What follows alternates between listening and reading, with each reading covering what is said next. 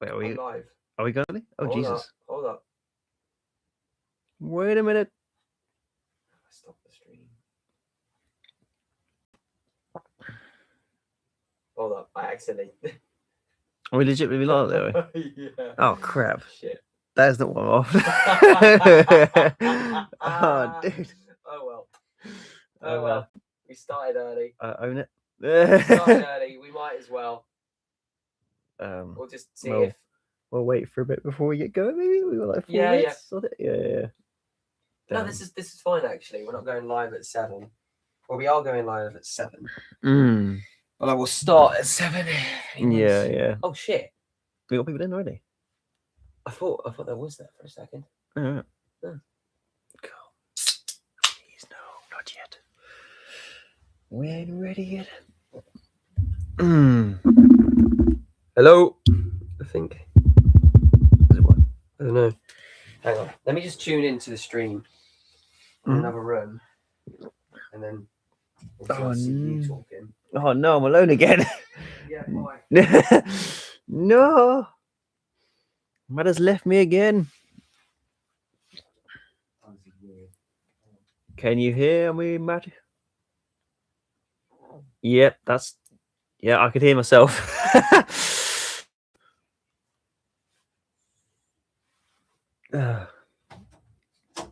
That's pretty good audio, eh? Yeah. Hey. Awesome. I can breathe.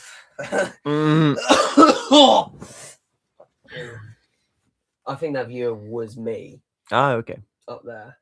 So unless there's someone watching us now, we started now. If anyone watches this finish back, Yeah. I accidentally pressed the live button. This is really funny. So for like too early, dude. Too early. For all of you Spotify listeners, you're probably not going to listen to this bit. Yeah. For all you YouTube viewers, oh look, there's a pacifier without a hole in it. No, damn. You YouTube viewers are probably going to watch this back and go, Matthew, you twit. Yeah. Why did you do that? You can see the look of panic on my face, and I'm like, can I go back? Can I go back now, please? I didn't want to do this. I know.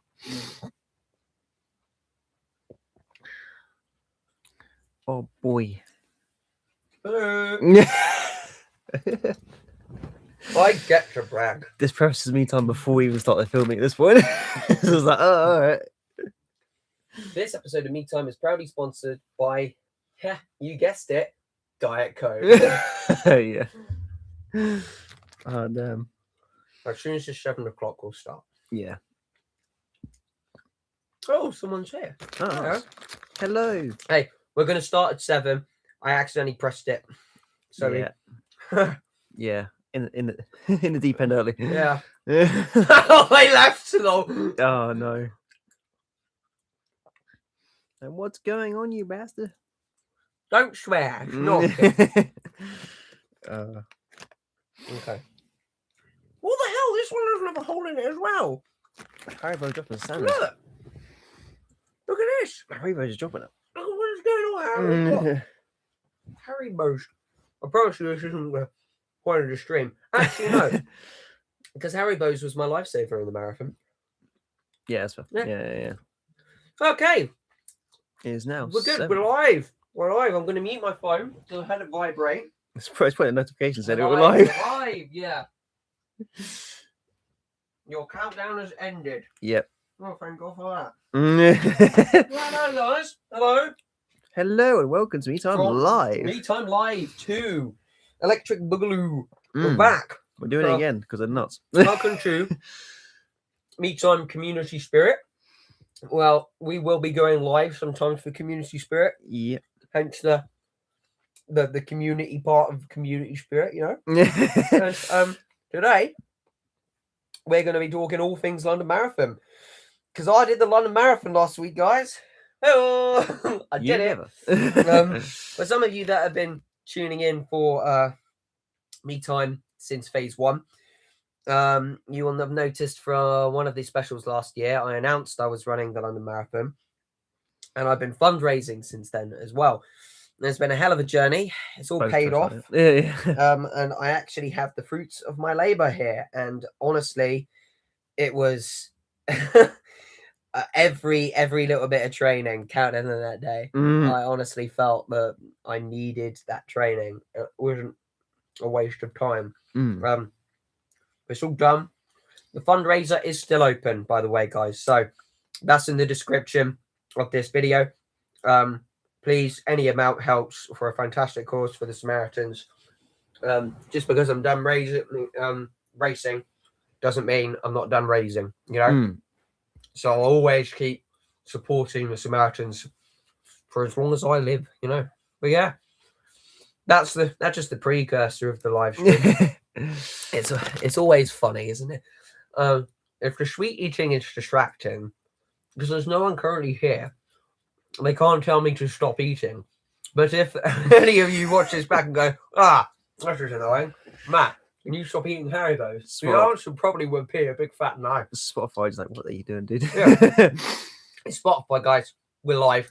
I'm probably not going to filter any of it. Well, I'm going to filter the audio most likely. I'm not going to edit most of the audio, so you can all listen to what we sound like live and gobbledygoopy. Yeah. Okay. Yeah. Welcome to the non-cut version of Me Time, where it all goes into chaos. Also, look, we've had a graphics upgrade. Me Time for 4K. No, we're not 4K. We're 1080p or something like that. Yeah. Anyway, Getting close. Should we get started talking about a few things, Elliot? We haven't got many people watching us at the moment. But that's okay. That's all good. Yeah. What do you want to talk about? Well, it's probably best I preface this with, it's not just you in the marathon as much as it's a good thing.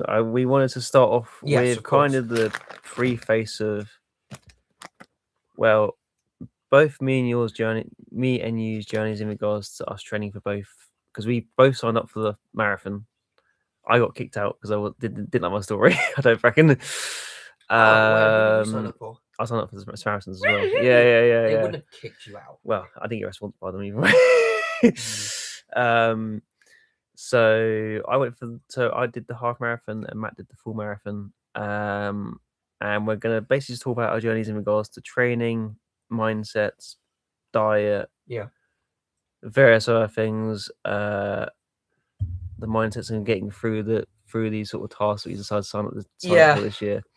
Because it's not just a marathon, it's all the things that become before it too. You know, the saying goes, it's not just a sprint, it's a marathon. It's not just a marathon, it's all the things and the training that come before it, you know. So this was important for us to talk about, and especially myself, because it's like, I mean, we've been running for a while and we've been advocates for the Samaritans for a while, but the two didn't align at first. No, they didn't. I started my running journey when I was living away from home. I've moved out. No, you started before that. Did I? Yeah, because we were running Park Run before you moved off. I swear that's the case. Nope. Oh, okay. Nope. Okay. I stand corrected. I started running in June 2024 when I wasn't in employment. Oh, okay. And I had some way to try to pass the time. Yeah. And I had been inspired by loads of people that, you guessed it, ran the London Marathon of 2024, not 25. And my brother was also getting into running at the time. And so many people I knew and so many stories were so inspiring to me. And I genuinely have always wanted to give running a try. But my lungs kind of suck ass. Well, they did. So I was just like, if I get into this running stuff, this ain't going to be easy. So I just tried to do some runs around the block. And I won't ever shy away from this stuff. That it was really difficult for me to get into this running shtick. It was really hard at first. I don't know about what. So I've been running on and off for quite a while. There's photos of me on Facebook where I used to run for Fleet Runners, where I look like a giant rat on one of their cross country runs.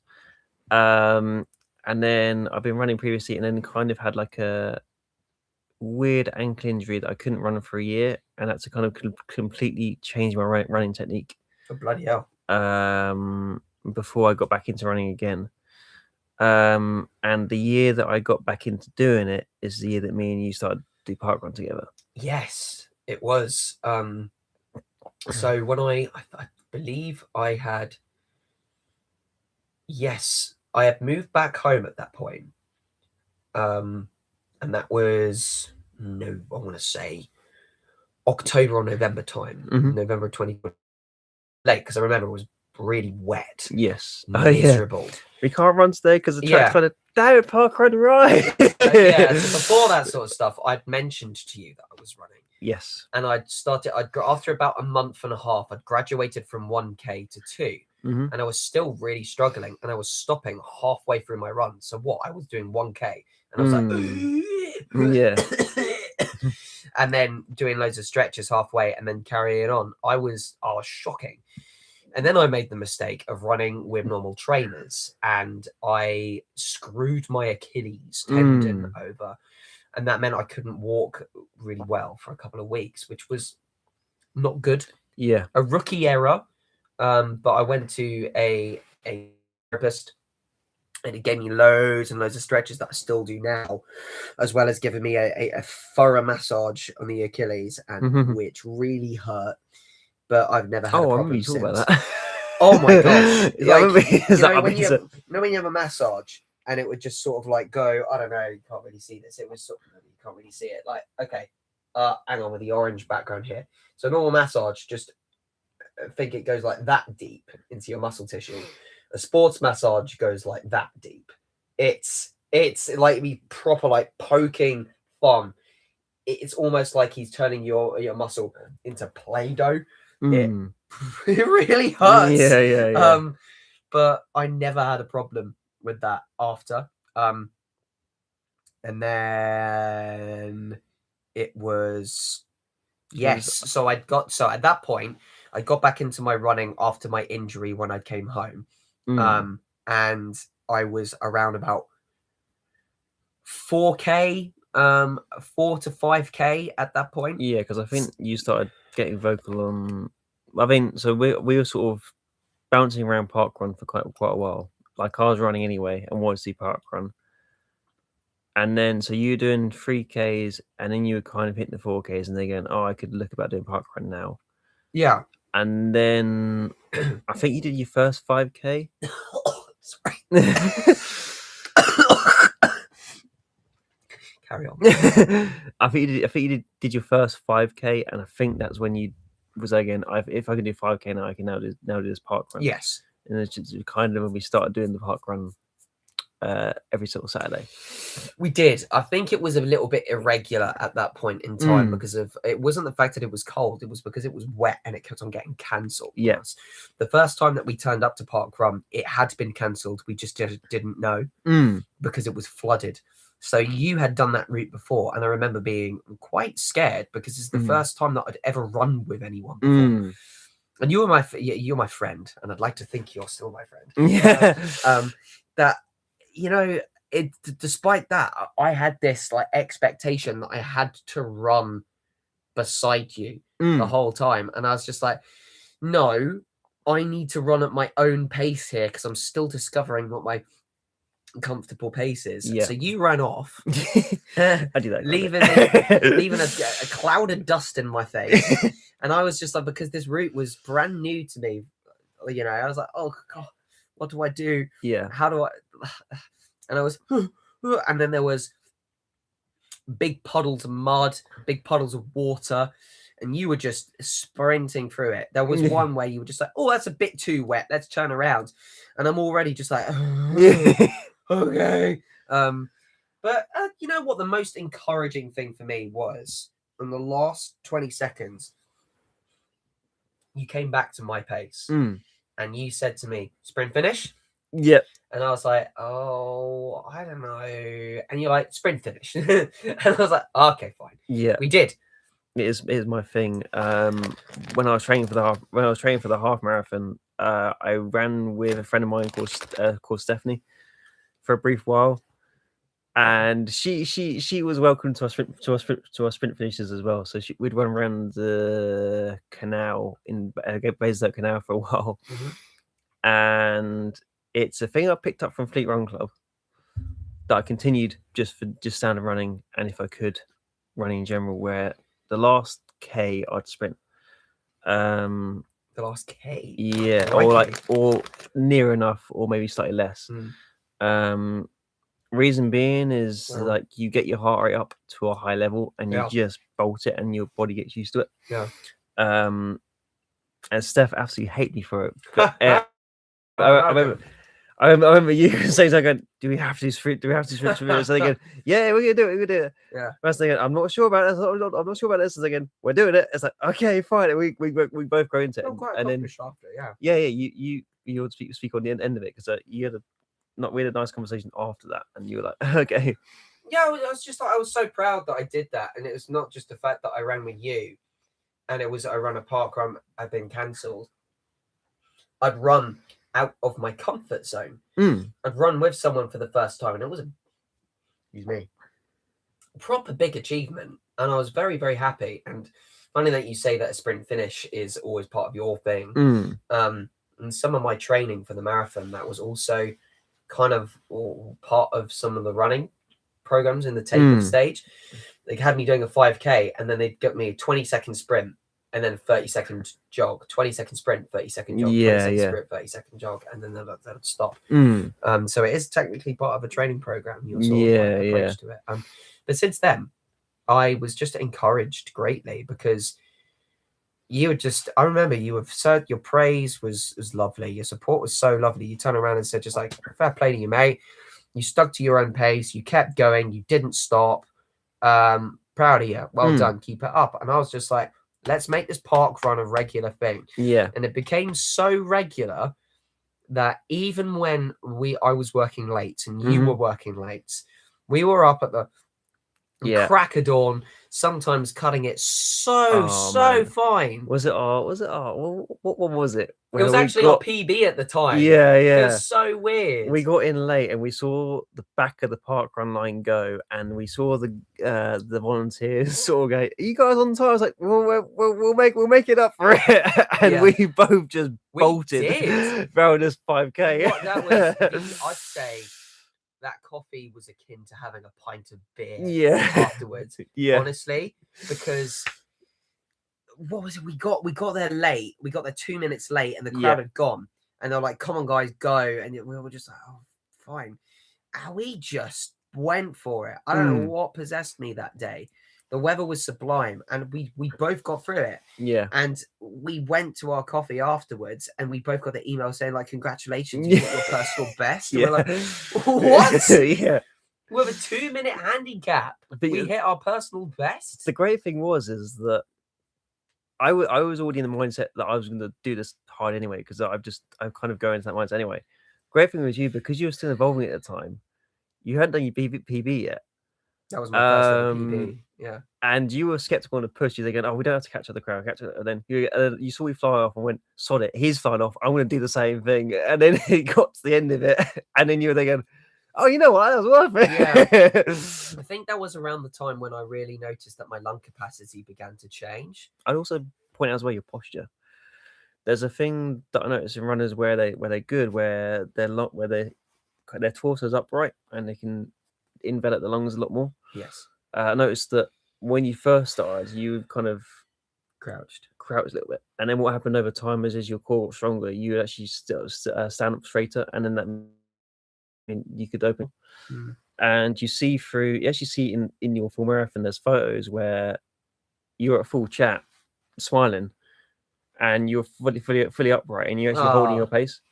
So yeah, that's nice. That's nice to know, because this is, and we'll talk about this in this discussion too, about the importance of this being sort of like a big journey.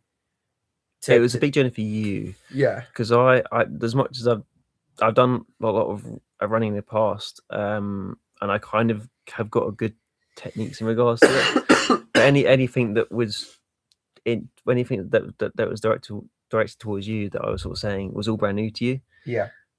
So like seeing you kind of absorb it like a sponge and trying to sort of like learn stuff, I kind of had the privilege of seeing you evolve over time from going for I hate doing physical, I hate doing sort of PE in court more to I can now run now to I can now do a marathon. Yeah, I remember we did that in school. That was like you always knew how much I hated PE. I hated being competitive in sports. I hated running because everyone would run off and I would just be coughing my guts up and I'd just be the slowest one at the back. And I also remember a teacher in secondary school. He ran back to my pace one day and he said, "It's all right. You just get there. As long as you get to the finish line, mate. As long as you get there, you just go at your own pace. Don't worry about everyone else. Go at your own pace." And I did. From that day forward, I always did with my running. And I'll always hold him in quite high regard for that. He was a real one. He was a real one. I've spoken about it in me time before. But I mean, that then pushed me to go further. And I remember you were also going further. Aside from the park runs during the week, I luckily had this state of my life where my career was a little bit more flexible than it is now, which isn't a bad thing because the career I've got now is fantastic.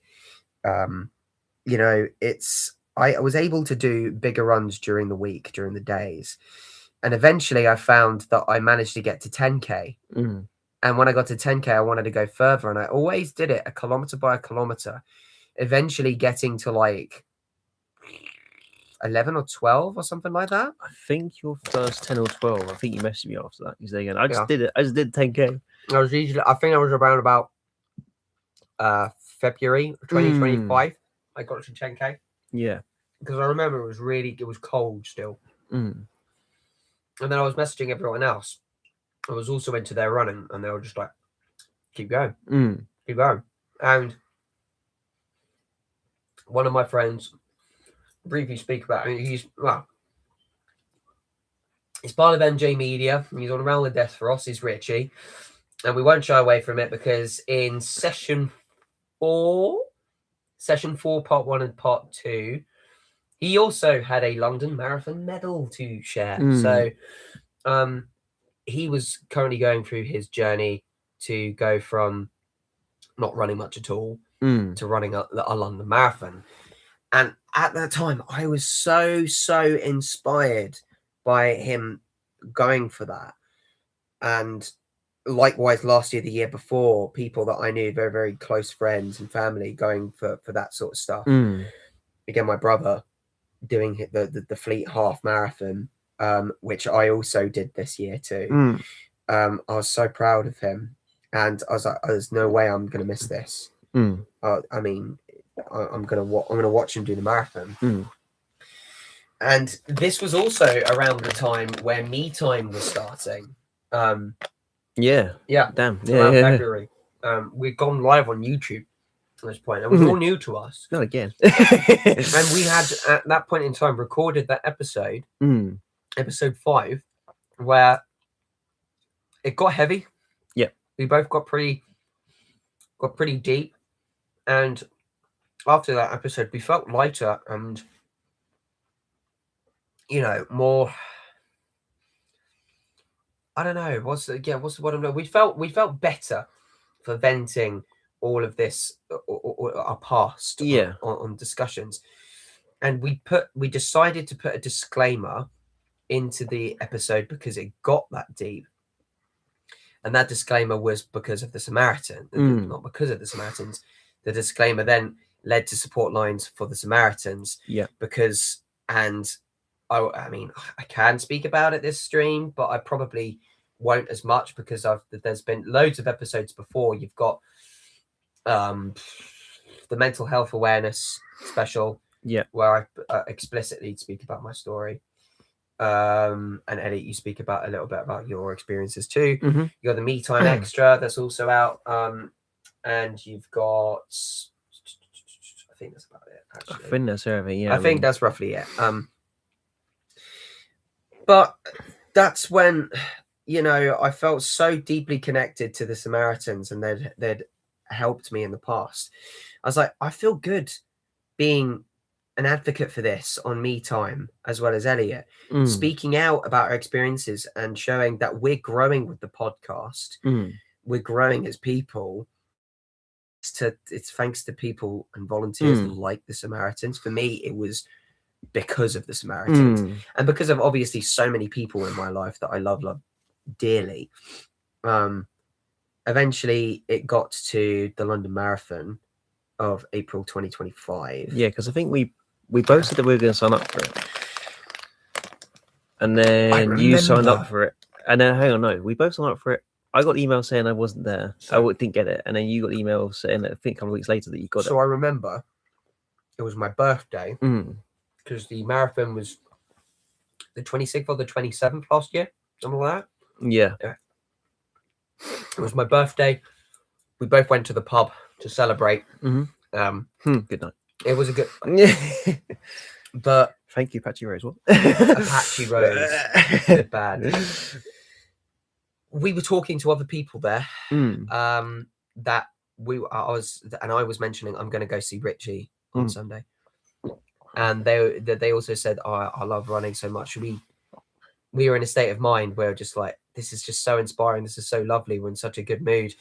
We'd just filmed the finale of the first half of phase 1 of Me Time. Oh yeah, and that progression combined with our running journey at that point, and I got to 11 or 12k. We were doing regular park runs. We both got inspired to apply for the London Marathon. Yeah. And we did it there and then. We entered the ballot with everyone else around the table. So we said, "Yeah, let's do it. We're in." And I'm thinking like, oh my gosh, I'm massively fatigued after 12k. There's no way I can do 42. Yeah, I have. But at that time, I was kind of like, oh gosh, what have I done? Pardon me. And then it got to the actual marathon itself, and I felt so much better for applying for it when I saw my friend absolutely champ it that day. And not a second of me catching him and supporting him that day. When I saw him run past, every time I saw him, he was smiling, and I loved it. And I was like, oh, go on, man. And I felt empowered to apply for the marathon. I'm like, no, I am in no physical condition to do this marathon, but I'm going to try. If I get in, I'm going to put the training into this. I'm going to really, really try. So I kept on going. I was so inspired to carry on my running journey. I carried on my park runs with yourself. Sometimes you didn't attend, and sometimes I didn't attend. Yeah. I think I was just kind of got a little bit tricky. Yeah. But then, someone's liked it. Thanks, guys. We've got I applied for a half marathon instead. Yes. I remember talking to you. Yeah.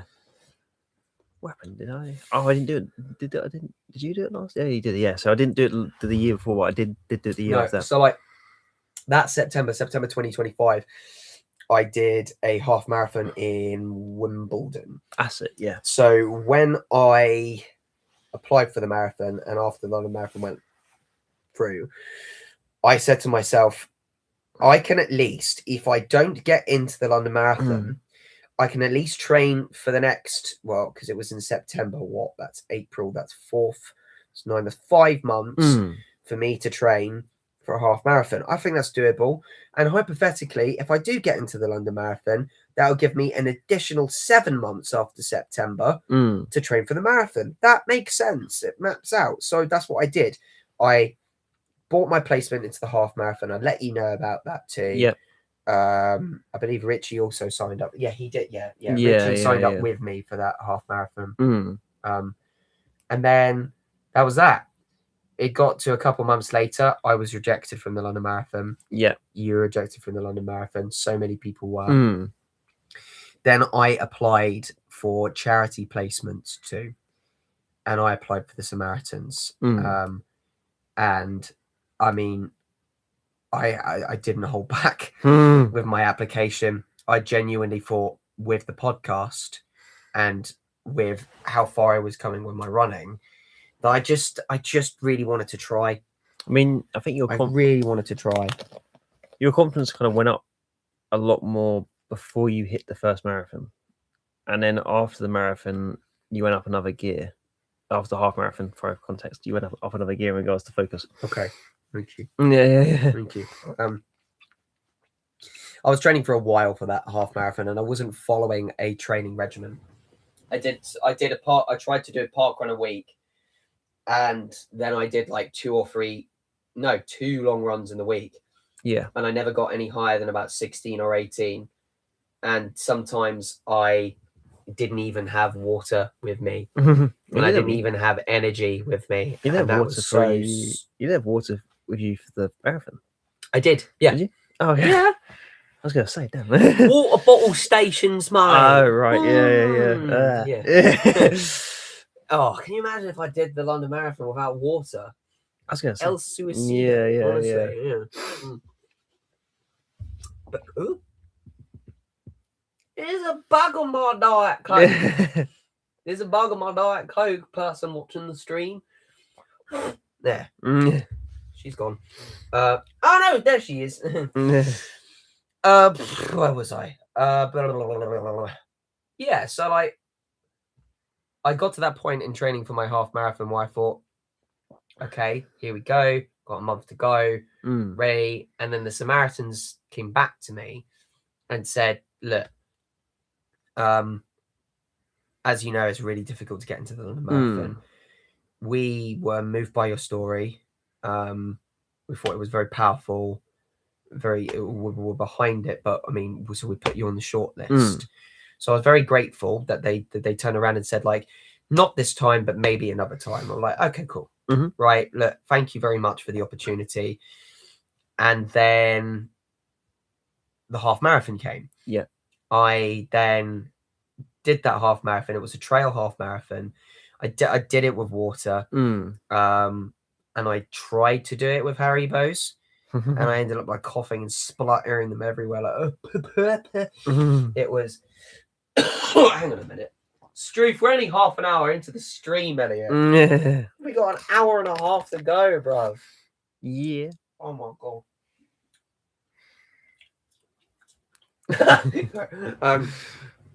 But then, so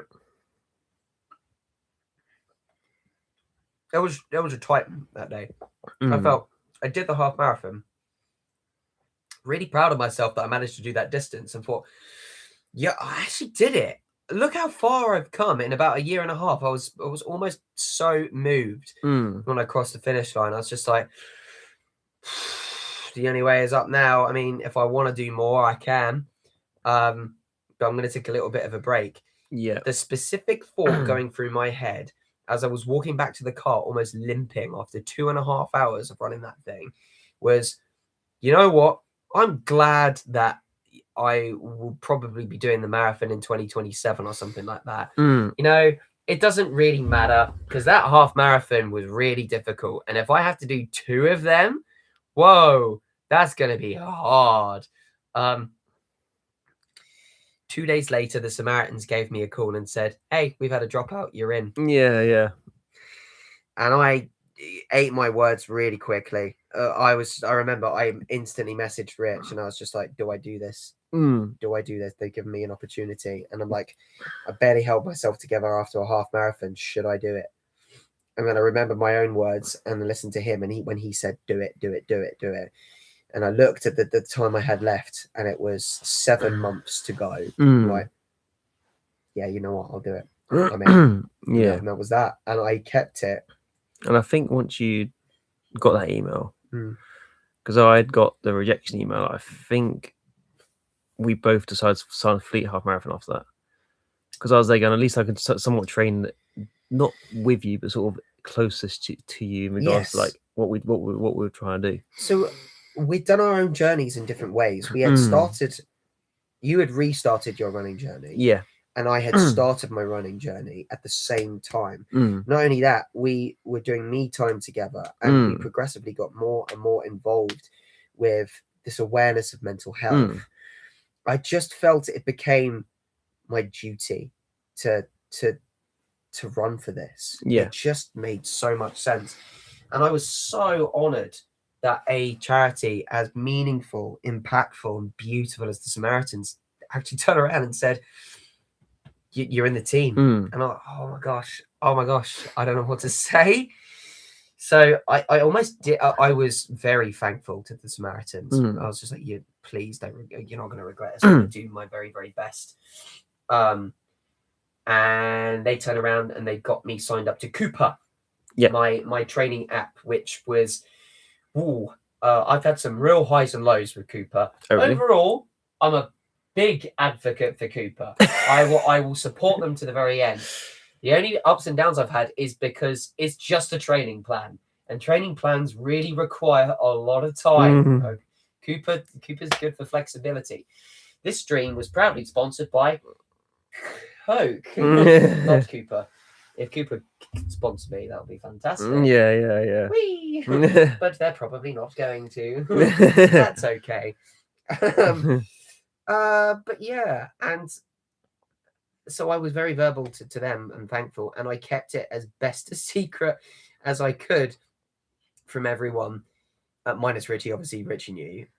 I slowly told some of my friends, then I told you, and then I told my family last. And then I made because I was nervous what my family would say. I thought they were going to turn around like, oh my God, are you sure? Because you barely did the half marathon. Yeah. Are you sure you want to give this a go? I was still a bit scared of what they would say. I didn't want to make them nervous for me, like I was throwing myself into the deep end. But I got the courage to tell them, and then I made a video to announce it to everyone and make it super, super official. One of my favorite ones was telling you after a park run. Yeah. And it was an especially hot park run that day. Yeah. And you were sat down. I don't know if that was the same one where you ran ahead of me and then misjudged pace. Was that the same one? Might have done. I don't know. I can't remember. Yeah. I remember you being knackered. Yeah. Oh no. Yeah. What was that one? In that case. And you were just, and I just sat next to you with just a big smile and just like, hey, Elliot, I've got some news. And like, do you remember when we signed up for the London Marathon? Yeah, we didn't get in. Well, I did. Yeah. And I just do distinctly remember. Slight jealousy. I remember you put your head in your hands and you went, oh. And I was like, I didn't mean to rub it in. I was very excited to tell you because I've made so much progress with you at that point. Yeah, no, I mean, your evolution from starting from sort of zero to sort of nothing is massive. Thank you. Even in regards to what you look like now to where you look like before, like you can definitely tell like your muscle mass has increased and various other physiological differences has increased over time with all the training. Thank you. So yeah, it's possible, and I'll always say it. If I can do it, anyone can, because I was terrible at my fitness for a very long time in my childhood. And I obviously, we've spoken about this before. I sought my own form of exercise in the gym, and I never considered it with running. But then in the end, I did. But it just in real time, which really benefited me because I was going through that stage of my life where mental health was becoming my priority to get on top of in 2025. So it really made me see it in like 4K real time clarity of just like, yo, I'm getting stronger. I'm actually going faster and further. This is really cool. So the marathon training, when it came around, I was just kind of like, I can do this. I'm going to really, really try and turn up to every day of training. And I did. I did turn up at every day of training. It was tough though. It was proper tough. I mean, I don't know if you saw the amount I was doing on Strava. Oh yeah. That wasn't even half of it. Yeah. Because I had to do the supersets. And Cooper doesn't upload the supersets to Strava. So when you thought I was taking time off, oh boy. Wasn't. Dude's going hard. So many evenings. So I remember for the for the rest of the year from that point until the end of 2025, I did a 5K build-up plan, which was to increase my 5K average. Yeah. And I did. I beat my PB from the time that we did it at the park that time. Yeah. I beat it by a whole 2 minutes. Yeah. Which was really cool. I'd made a lot of progress there. And then after that, it was the marathon training. Yeah. And that was many long evenings, taking myself to the gym, sweating like crazy. I mean, we've had to adjust our filming due to like your training, and so we've done a couple of like full like 3 1 hour episodes like in like a bank. So that's been interesting. Yeah, so I mean, life does not make training easy at the best of times, because you've got life admin to do, you've got your job. We have me time to edit. I had also, on top of me time, I had D&D to edit. It was too much for one person. It was a lot, and I made a pledge to the fundraising, and I swore to make that my priority, to release my fundraising videos and ideas and content there. And slowly more and more people started to donate, and I was so thankful. I didn't expect much. I really, really tried to keep on uploading fundraising stuff as much as possible, but sometimes when I saw that push was coming to shove and I really needed to upload some me time stuff, I really needed to upload the D&D ones, because that was bi-weekly. D&D became my priority at the end of 2025.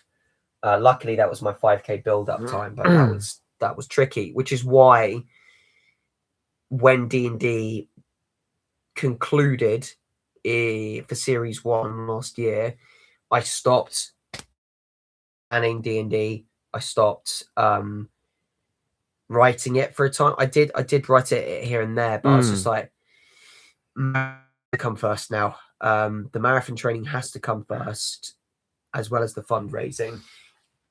I spoke extensively with yourself, like, we can start me time, we can do this, but we got to do it differently. Yeah. It wasn't the main reason why phase 2 adjusted a lot of things. No. Because of course there's a few things in phase 1, and we discussed this in episode 26, where we were kind of like, we got to change the format here. We want to change the format to make it work a bit better, to evolve me time. Yeah. But I will say a big factor of that is we have less time to film. Yeah. Because I've got to crack on. Because I don't want to.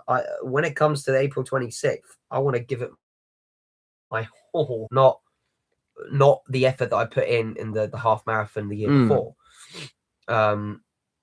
So yeah, I mean, I don't know what your thoughts were there. Yeah, no, I mean, yeah, we didn't just change me time, just the training. We did some creative adjustments we wanted to adjust. But again, we sort of adjusted sort of our kind of timetables in regards to how many episodes we're going to film per night. But yeah, just a tiny bit of adaptation in regards to what we're doing, but the majority of it sort of stayed the same to a degree. While you were still sort of training. It was fun. It was a fun process at the best of times when the running got long distance. I'd say the worst of my training was the tempo runs. So a tempo run is when you go up and down, not in terms of height. Yeah, it's when you jog for 10 minutes and then you increase your pace for an 8-minute slot or something like that.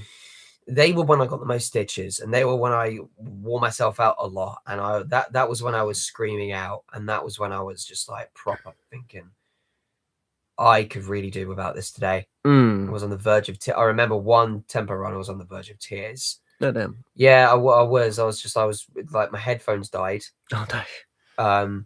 And then the AI voice just said outwards from my phone, just like, congratulations, you've reached your first kilometer. And I'm like, I've got at least 12 of them to go. I'm like, oh my god. Yeah. I can't do this today. But I kept doing it.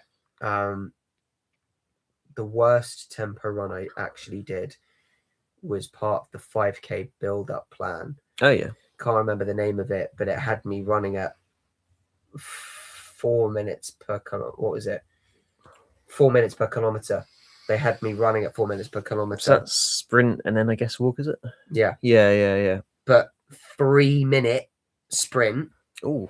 And then a 2-minute walk. 3-minute sprint. Yeah. That hurt. Mm. For me, at that point, it was like trial by fire, I think. Because my lungs were still not really there. I was gonna say, it was the first time your body was on the proper load. Yeah. I think that was a turning point for me because I was running. Whether I was running good at that point in time was yet to be seen. But I think that turning point was pivotal purely because that's when I realized that my caliber of running was really increasing. And when it came to the marathon training that would commence in January, I'd at least had tried to like boost my 5K skills. Tempo runs never ceased to amaze me though. Do you have any questions about the training? Just out of interest, if you ever want to participate in a marathon in the future. Yeah. I actually had to probably think about this after the half marathon. So I would want to focus on my training a bit more in regards to my physiology.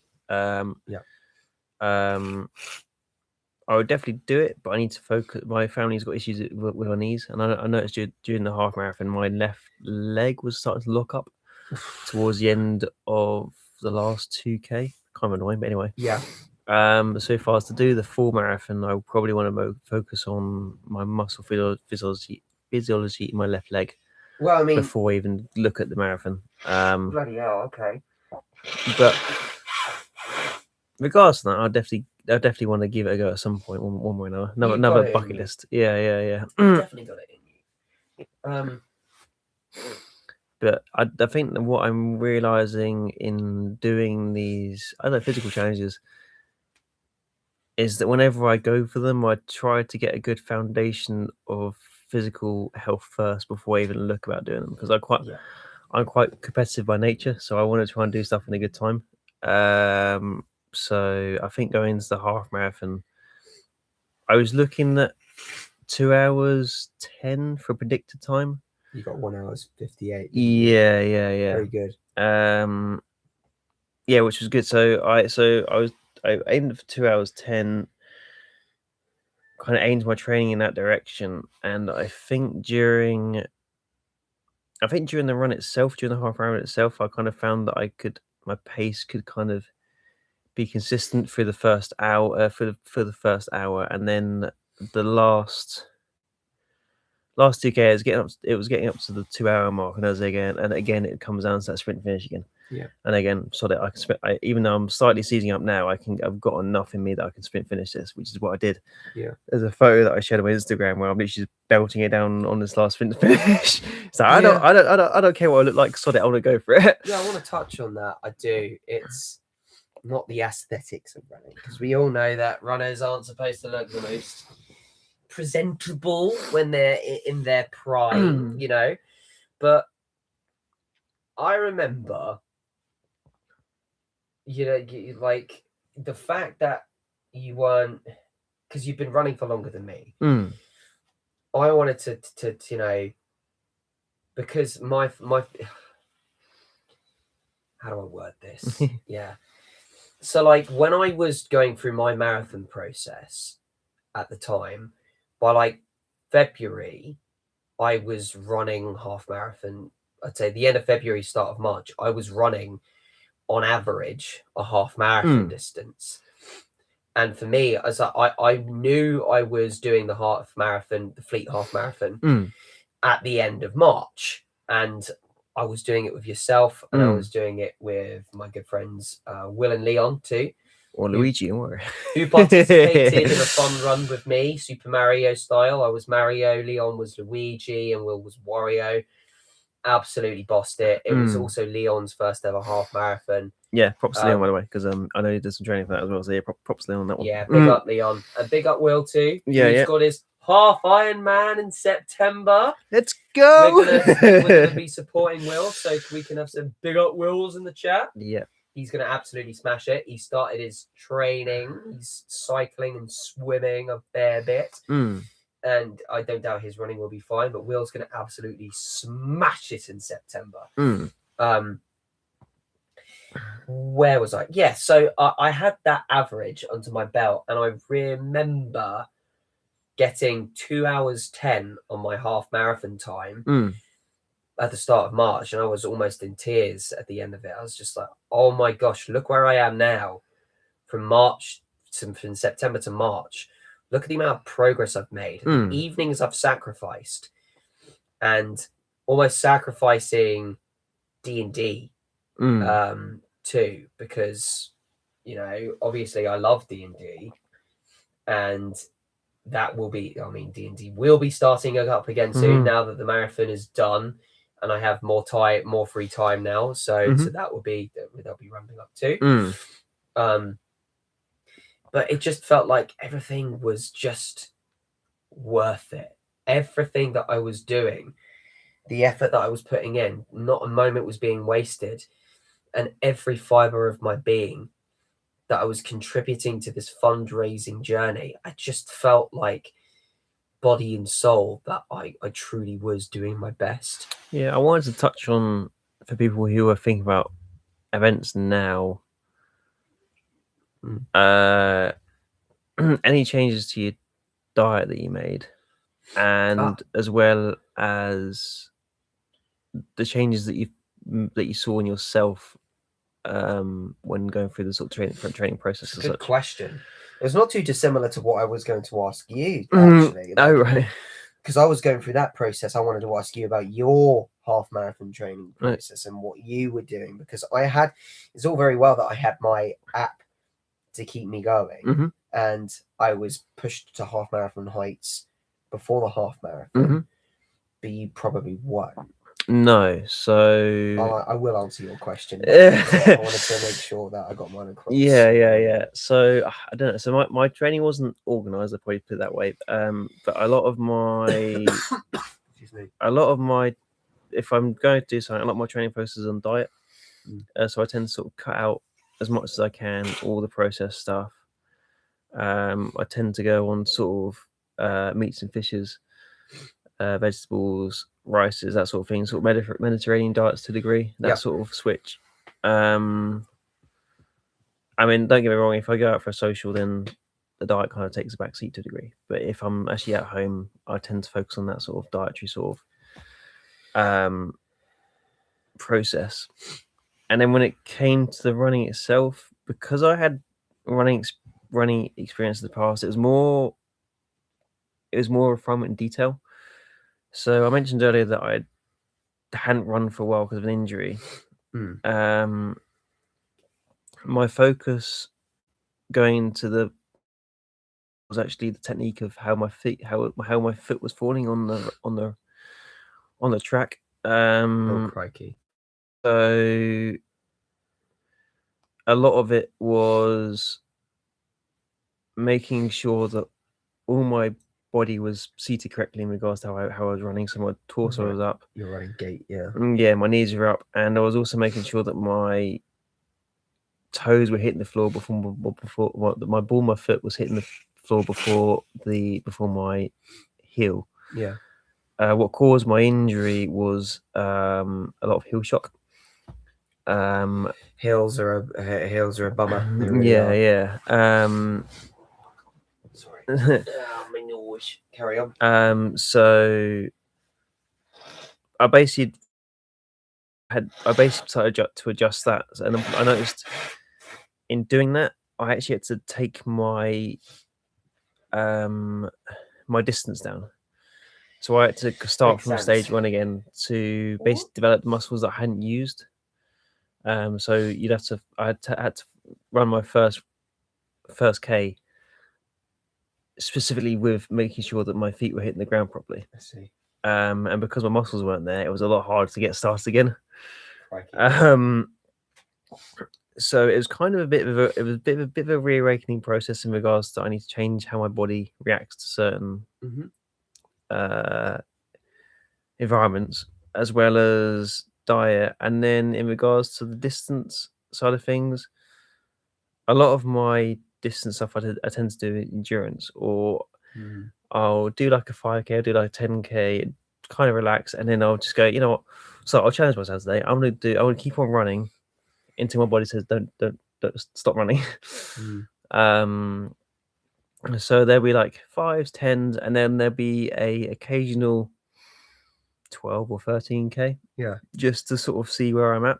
Yeah. And then I'll go back to a 5K and 10K so my body can recover again. I'll go for another long run, maybe push out to 17 or something, and then come back again. And then I'd also focus on HIIT or high intensity workouts. So that would just mean sprinting. So that kind of again is where I'll sprint. I'll go at a moderate pace, then I'll sprint again and go at a moderate pace and just see how that feels. So that's my temp. That was part of the process, and I'd still encourage that for the tempo runs. As much as I disliked doing the tempo runs, and I'll get into that in a bit. It's very important because it's so good for endurance and stamina. It's unreal. It's not. I'd say tempo runs are less important for your legs and more important for your mind and your body. Your legs are the long distance ones. Tempo is for everything else. You know. So I know. And then just keeping that mindset of when I finish a run, I'll sprint the last kilometer or whatever, or like that sort of small distance before I get home. Yeah. Just because it keeps the lungs up in good condition.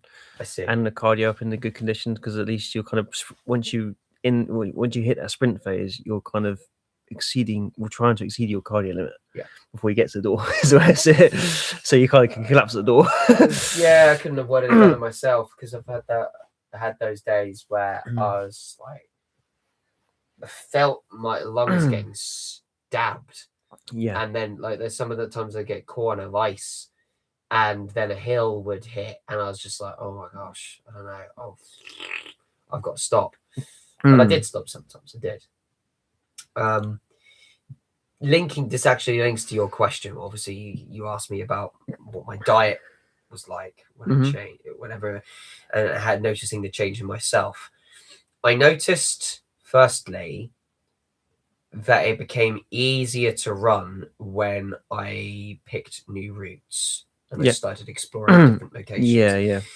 Because Fleet was notoriously hilly, but it wasn't just the fact that I became bored of the routes. It's because I knew that I could do those routes. And I was like, if I go this, I know this route like the back of my hand. It just gets, it gets boring, but I just want a little bit of originality, because my mind was my company. Yes. And I'd say that was the thing I noticed change a fair bit, because in the half marathon, my mind became my enemy, because I was listening to music all throughout, but there were moments of pure silence where no one was cheering you on, because it was a trail run, and it was really hard. Mind you, it was also going back to our park run days. I noticed it was getting easier to stomach the thought of running with people. Because before, when I did my park run, running with people, I was kind of like, oh my God, do I have to overtake this person? Oh my gosh. In the end, you just get used to the company, and you get used to smiling to others. And then in a weird way, I became that person for myself when I was doing my marathon training. And I was giving myself some company. And people have asked me before, like, how did you do it on some of those evenings where you just didn't want to? And it was changing the routes. Yeah. That was the first one, realizing that it was the environment that needed to change before me. And then I found some more reliable routes. And after that, it became apparent that I was with my own company for 1 to 3 hours sometimes. I needed to satiate my boredom because running is so free. The times where I wasn't bored is when it was a completely new route entirely. My favorite run was running to Basingstoke. That was freaking awesome. Literally just walking out my front door and just going to Basingstoke was a 3.5 hour run. That was 30 kilometers easily. Damn. Yeah. Got from here to Festival Place. That was crazy fun. But I mean, I didn't get bored then. I was having the time of my life. Because I was running at my an own comfortable pace. No one was forcing me to run any faster. I wasn't forcing myself to run faster. I was like, I'm here for a good time. I'm also here for a long time. Yeah. Good and long. So like, let's enjoy it. To which I'd say the vlogging really helped. Interesting. I'd recommend it. I know not many people like to do it, but maybe like record yourself during your voice for me, because I love being on camera. Never. who could guess it, right? Matt likes being on. Yeah. I just feel like I come alive. I feel like more free and happy and can be expressive. I've always been one for being a performer. I like it. I do. I'm a sucker for the theatrical. So when it came to like recording myself, I just like, it almost became self-momentum, like cheering myself on, watching those videos back and just going like, making that run special rather than just a box to tick. Yeah. Every run that I did, I look forward to, because I'm like, how do I make this run funny today? Like my run to Hook was really funny because I got lost. Yeah. There were so many funny signs everywhere. And I was running around. I remember I was vlogging, I was running around in Hook and I was just like, where is everyone? I was just like, oh, I know why, because it's Hook or something like that. Sorry if you're from Hook. Yeah. And equally, if you are and you realize that there's nothing there, then maybe, I don't know, well, your Tesco's is pretty cool. But you know what I mean? It's, you have to make each moment special. And then when you start enjoying yourself and find that reason to smile, it becomes easier to absorb your surroundings. The environment around me, I became used to it. I just saw the beauty in the everyday and the norm. Yeah. And when you're running, you can see that. When you're inside, when you're working outside working in a gym on a treadmill, you don't see that. Those were the difficult ones. And don't get me wrong, I did that still for the sweat training, which was very important for my London Marathon. And to really put my mind into a different place and try it to just be like, oh, you've got to learn to train this way too. So really mix it up, make every run special, and be your biggest cheerleader. The help I got from that, and everyone needs that one thing to fight for. For many people that manage to get into the marathon through the ballot their own way, they managed to get in. Fair play to you. You did that for your own aspirations and your own reasons to champ the marathon. For those of you that did it for charity, and I was so privileged to have seen so many stories that day on the London Marathon that are still coming out now. Congratulations to you all. You did absolutely sublime. You should be so proud of yourself. That right there for each person and myself was the reason that kept me going. Why do I keep running? Why do I keep fighting? Because I do it for them. I do it for the charity. When I really felt like low, I thought, look how far I've come. Look how far I continue to go. Wearing this logo here will show other people that need this charity it can be done. Like, I'll always be an advocate for that and share my story. It made the runs so much more meaningful to me. It wasn't just working out. It was proving that I could be the best version of myself, and I would work hard for that version of myself and be that example, that someone who used the Samaritans when they were at their lowest look at them now. I mean, and I thankfully haven't had to use the Samaritans in a very long time. But it just goes to show that it's just like I just felt so motivated to prove to everyone that I can. And then that became less of proving to everyone, and it became to proving to myself that I can. And I became more and more confident in myself. And that only comes with a lot of support. Don't get me wrong. You all guys cheer me on at the sidelines all the way up to the marathon, not just on the marathon, but all throughout my training process. Everyone was really supportive.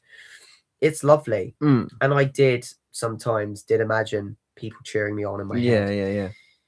Closer to April, I became that person in my head cheering me on. I was like, come on, Matt, you can do it. Keep going. You're so close now. Don't quit. Yeah. The diet. Yeah. As much food as possible. Oh, really? I'm an eater. I do eat a fair bit, but I ate a lot during my training. I honestly I didn't really change my diet all that much. If anything, I had more food. Okay. Everyone keeps saying that you should modify your diet. Yeah. To follow a specific training plan. You probably should. For me, yeah, I naturally ate more carbs. Yeah. I naturally ate more pasta. I ate so much chicken. It was unreal. You can be really creative with chicken, guys. Yeah. But then I spiced it up. I had a lot of fish. There were sometimes I had some really creative meals that I'd never tried before. I just made meals exciting because meals didn't need to be boring. Yeah.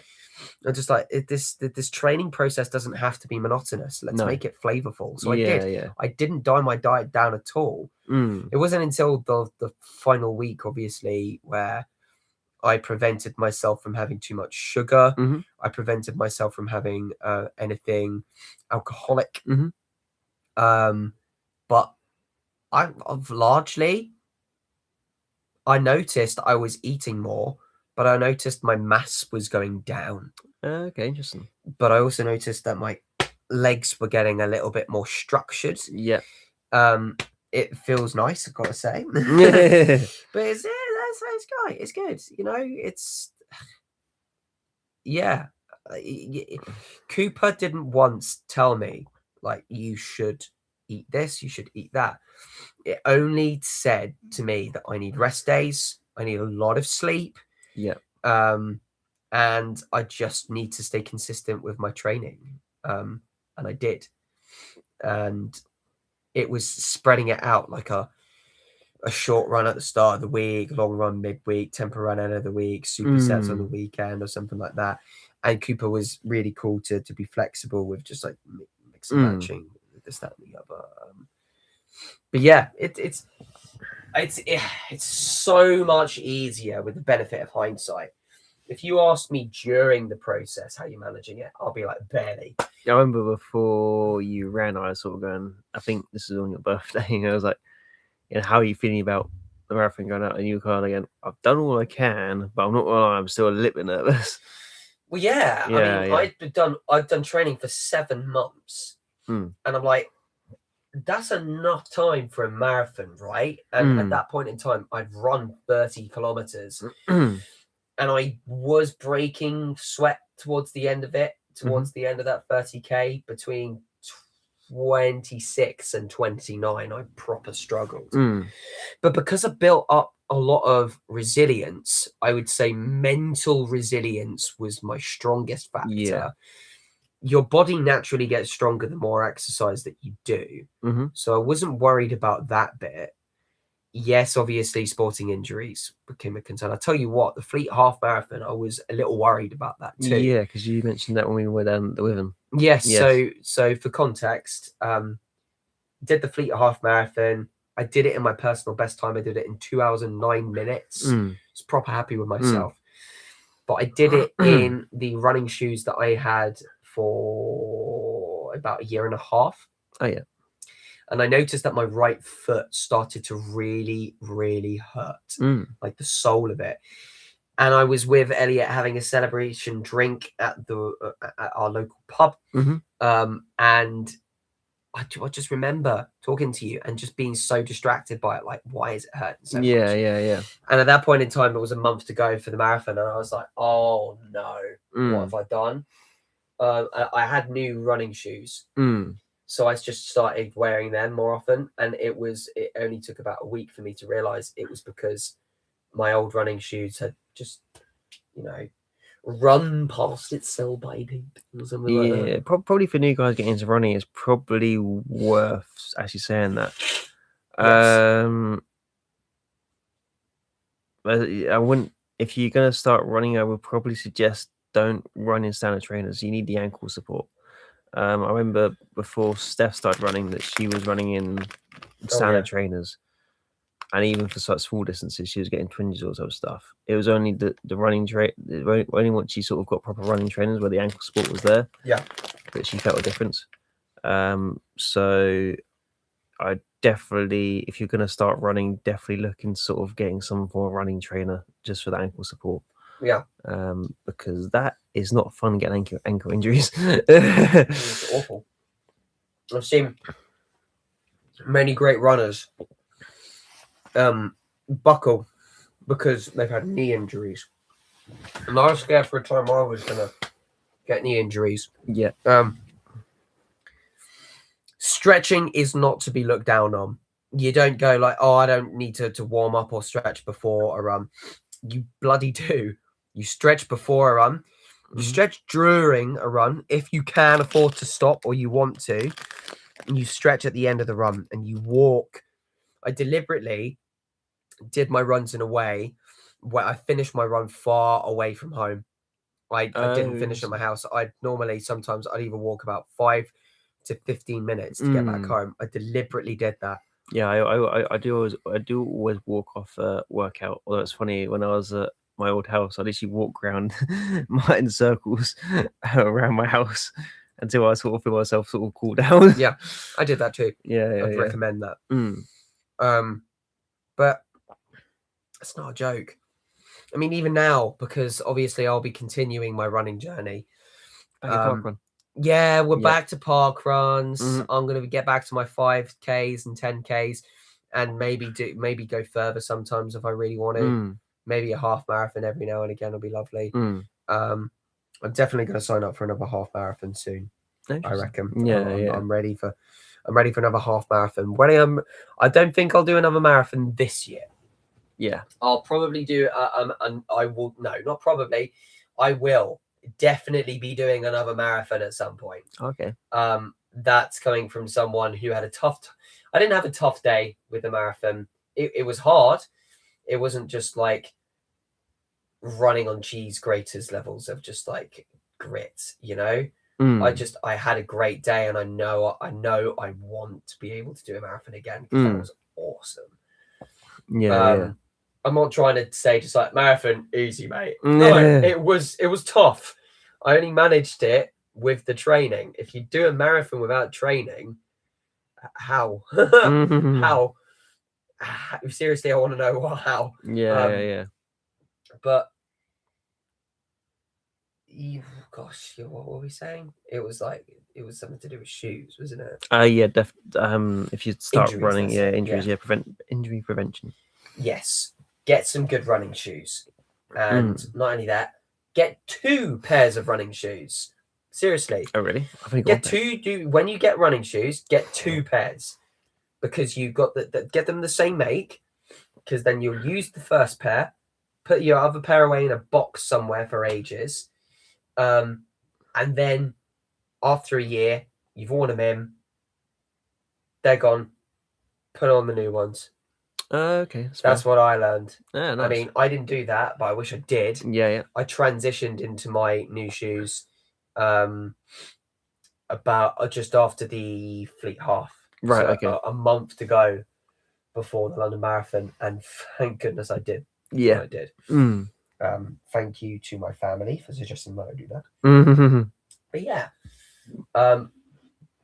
would I change anything about my training process? No. Oh, okay. It certainly consumed a lot of evenings, and it really made it difficult to socialize. And sometimes I came back from work and I was just like, I could do without this. I want to chill. It is mind over body. It is. For the longest time, I wouldn't say I was battling my head, but my head was the thing that was standing in between me and my training sometimes. It's just like, I just want to rest. I want to do this. I want to do that. Whereas like my body said, you need to do this. You need to tick the boxes, because then you stand the best chance of finishing this marathon without an injury. And you made a promise to yourself and to the charity to see this through to the very, very end. And I will say, when we're talking about this, the track, is it not the traction, the support and love the fundraiser received this year and last year has been overwhelming, and I'm so grateful to everyone that has donated. And the link will always remain open, and the link is open now. It's in the description. Follow the link through and you can donate any amount, because any amount helps. But they were flying in. And through my training process, coming back and seeing a donation, or sometimes hearing a buzz during a run seeing a donation whilst I'm running. I'm like, this is amazing. It just shows that people care. And that was the main reason why I'm running for Samaritans. People, when you think people don't care about you, they really do. And we care not just about it, care about everyone that wants to be heard and seen and loved, you know? It just specifically, from my experience of Samaritans, made this whole process so unique and powerful and lovely. Yeah, well, I think so. Certainly there were times where I wanted to, you know, pause a run and to do something else. Like, I remember filming the Community Spirit episode and I had to postpone my run that day and move it to the next day. Cooper was really good. You could pick up a run and just move it to another day. And sometimes they were like, are you sure? Like, yeah, unfortunately I am. But it taught me also that taking 2 or 3 rest days in a row wasn't necessarily a bad thing, because sometimes it can't be helped. Life gets in the way. I think recovery is definitely an important thing as well. Like, if you do, if you're going to push yourself hard, props good, but make sure to recover afterwards. There's not a lot of focus on that on in the fitness industry at the minute. It's more just like what's the word, hustle, but there's not a lot of focus on resting your muscles, making sure they're repairing, just because if you are going to push yourself hard, if you're not going to be able to push yourself harder again if you don't recover properly. I don't know if you noticed this this marathon, and it's been like this in most London marathons recently, and I'm big up for it. I'm a big advocate for it. I love it. But this one in particular, it stood out to me how they really, really normalized how big of an achievement a marathon is. Oh yeah. And not only that, fitness culture became less for people that had been running for a very long time, and people that just wanted to achieve and do good things for their own personal journeys, and for other charities too. The stories I've seen and the people that ran that day, I was filled with so much pride.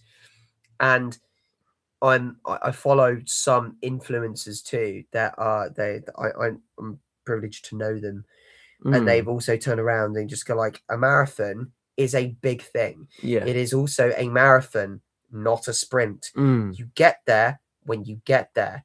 Don't be fussed on time. You cross that finish line, because 42 kilometers is a distance. 26 miles of grit, of just you, yourself, and I for 4 to 5 hours. That's hard. That's really hard. So when you cross that finish line, you pat yourself on the back, no matter how long it took you. There was that woman that finished it. What was it, in 7 hours? She finished it in, and she was the last one. And she had, what was it? She had cerebral palsy or something.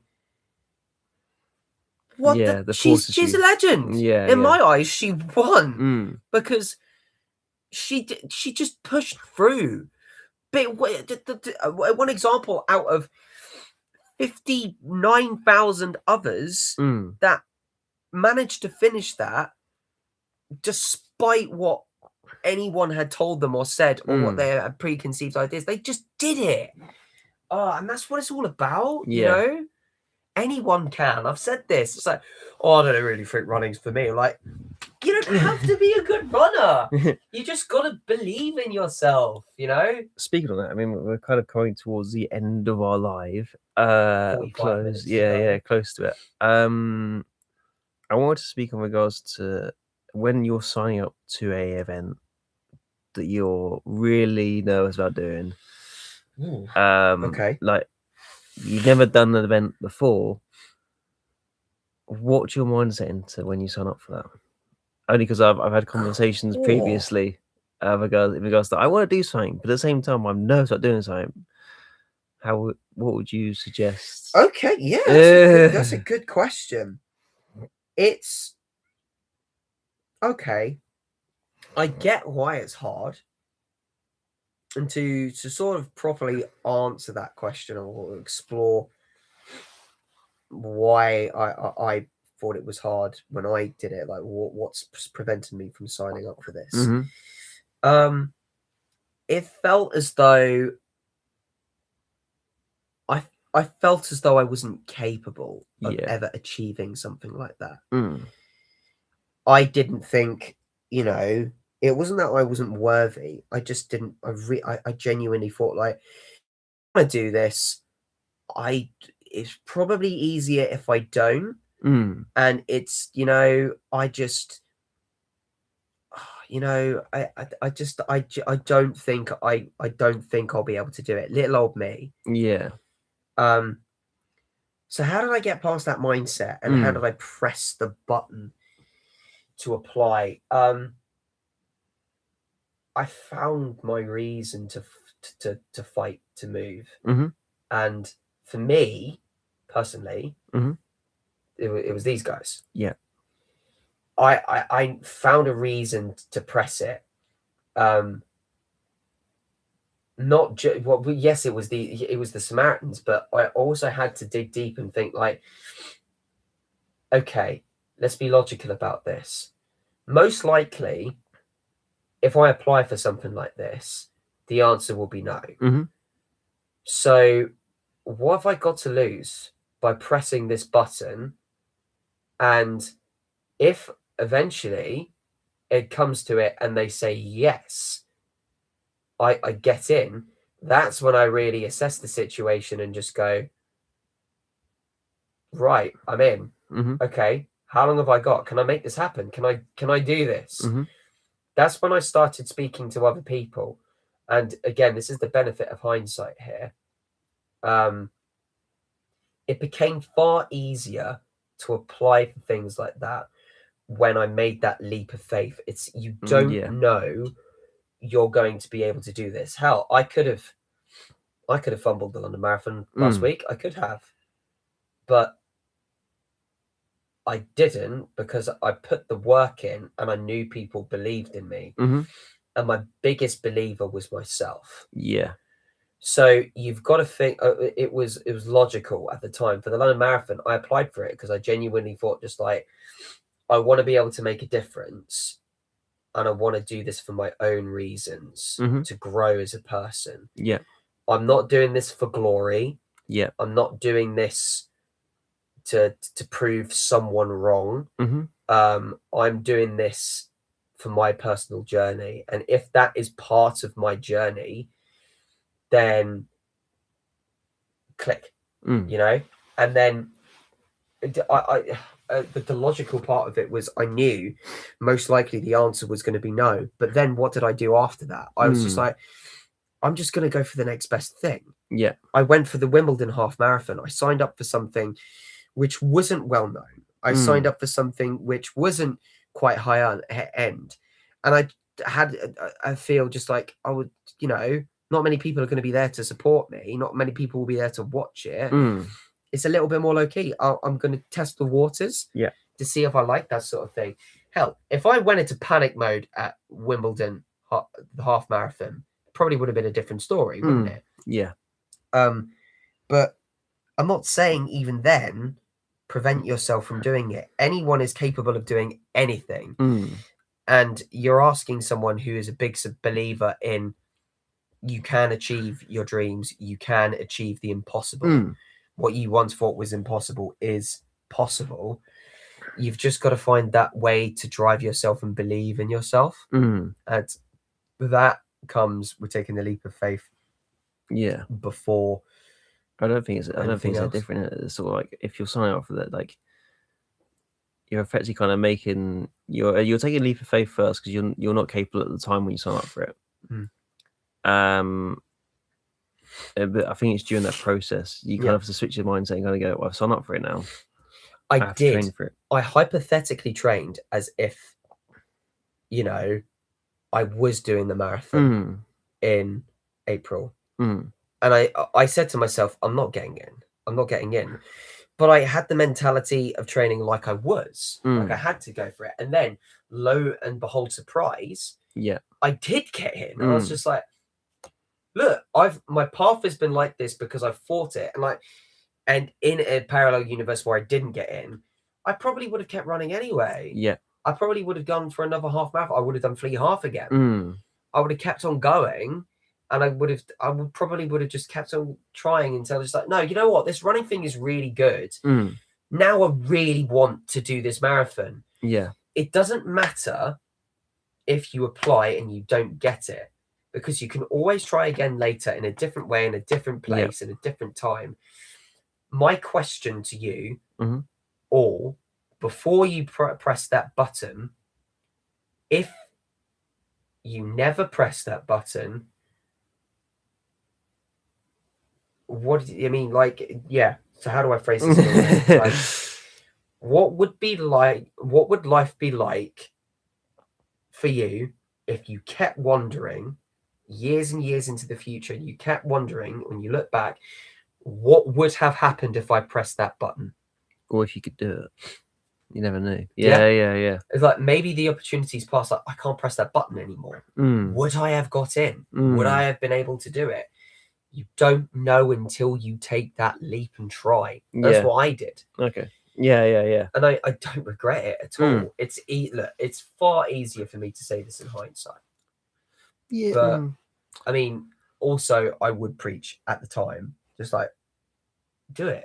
Try, Yeah. I don't know if that's a helpful answer to your question. I think so. Yeah. Because I'm saying from conversations that I've had during the week of like, what's our next events sort of thing. So I'm hoping to maybe do High Rocks at the end of this year, hopefully. Nice. If not something else. With a friend who I'm trying to talking to at the minute. Hey ho. But we'll see. So it's trying to talk to those people who are like really nervous in regards to, do you want to do this? Do you want to do that? Like, what's the process of going through that? It's like, you've ripping that plaster off, signing up and kind of going, I need to train for this now. I'm committed to this task sort of thing. Yes, you got to look after yourself. Please train. It's not that by all means, don't train and then press the button.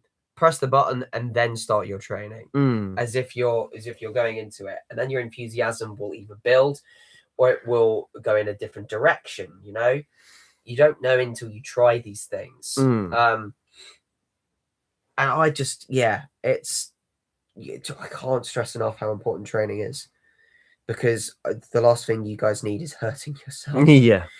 So, Sophie, I know you're keen to do the High Rocks. For me, so look, I've had a blast during this training process. I will say, I'm going to continue to be an advocate for the Samaritans. I will be. If I can do more for the charity, then I will. And I will not be hiding away from that on the YouTube and my socials.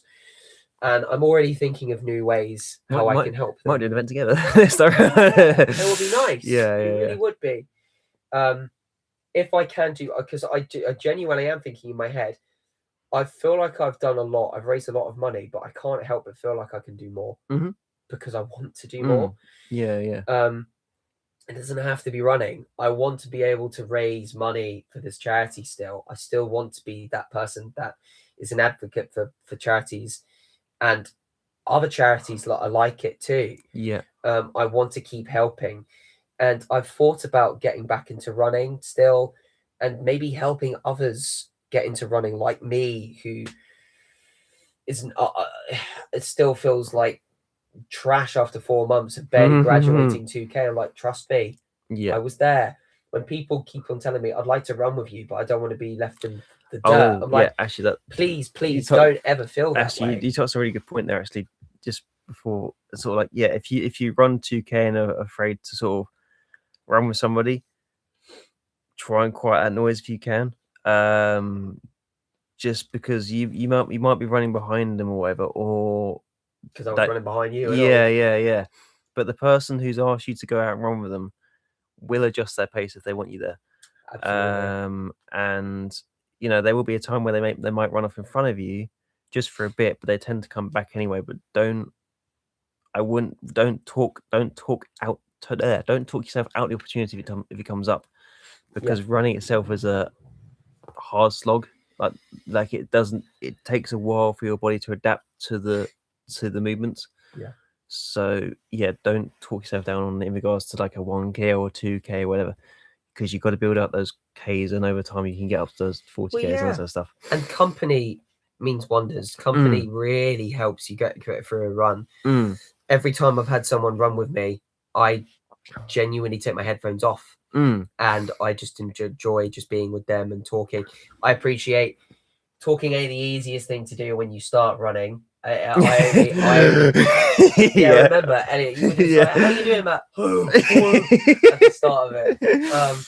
But it's my joke after a while, you'll notice that you can actually start talking during your runs, and it doesn't last forever. I remember when I did a 3-hour run with Will, it got to 2.5 hours, and we both stopped talking to one another. And we were like, so after a while, it does stop. But yeah, company is good. Don't be afraid to ask people. If anything, suggest it. So to be the one to say, just like, do you want to go for a run? And then you just work together and just have a laugh, you know? Yeah. A local run club I just joined is Blackwater Valley Runners. In regards to if you're looking for socials and running, then join those guys. They're good. I intend to be running with those guys again soon. And I'm thinking of that is when people go back to the question, what do you think of doing next? That's on my radar.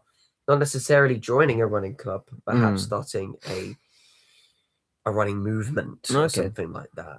I just want to keep on the motivation pile. Yeah. Whether or not I will be doing an event this year, I will aim to do half marathons, I believe, for the rest of the year. It is a big priority of mine to support my friend Will doing the half Ironman, because that is more further distance and more exercise than a marathon. So that will be my priority there. Whether I do anything else fitness wise, event related this year is yet to be seen, but just expect me to do more for the Samaritans this year. I can say that with gusto. That's what I want to do.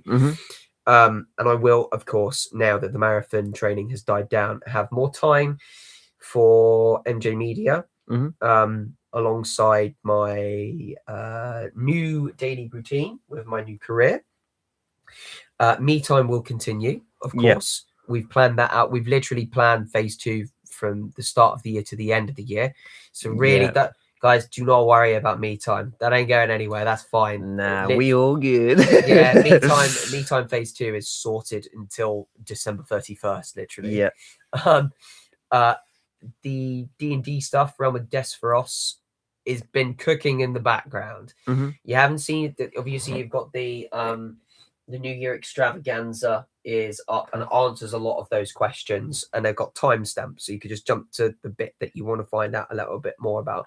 So those questions are still have accurate answers on them, but just know that some of those projects have been cooking in the background, and it will be, I think updates are closing in.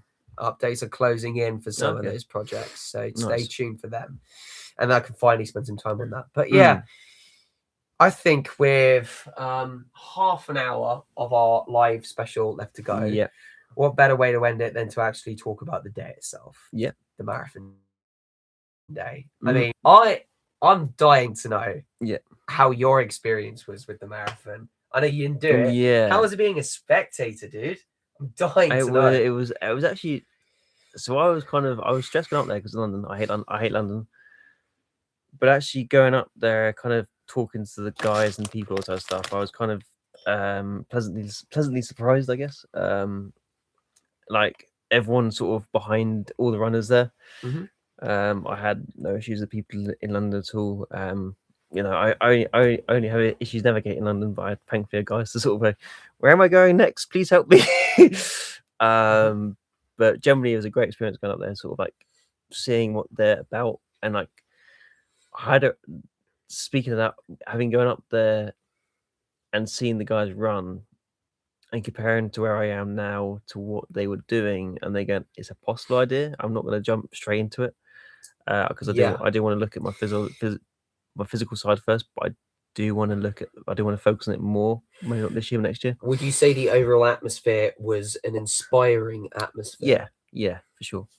Would you say that it was a happy atmosphere that if someone who wasn't much of a runner would jump into, would consider getting into running? Yes. Yeah. Excuse me. It was really interesting you said that, because again, I'm evidence of that. As someone who watched a marathon and was kind of into their running, then literally 1 year after that, managed to complete the very same marathon that inspired him for 2 years running. Yeah, I mean, my marathon day was pretty cool. It was pretty fun. Yeah, because you were stuck in a gate for a while, weren't you? So I mean, for those of you that know a lot about the London Marathon, then you're probably going to be like, oh yeah, man, we don't need to know this, man. But like, for you, Elliot, I'll let you know.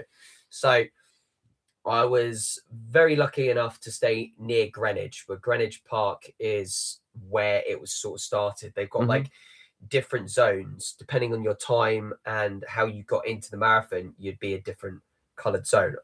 I was in the blue zone, and I put my predicted time down all the way back in October as 5.5 hours. Yeah. So they put me to sort of the back of the crew. Oh, that's what my final time was 5:15. Hey, nice. Awesome. It's pretty decent. I'm pretty happy. Yeah.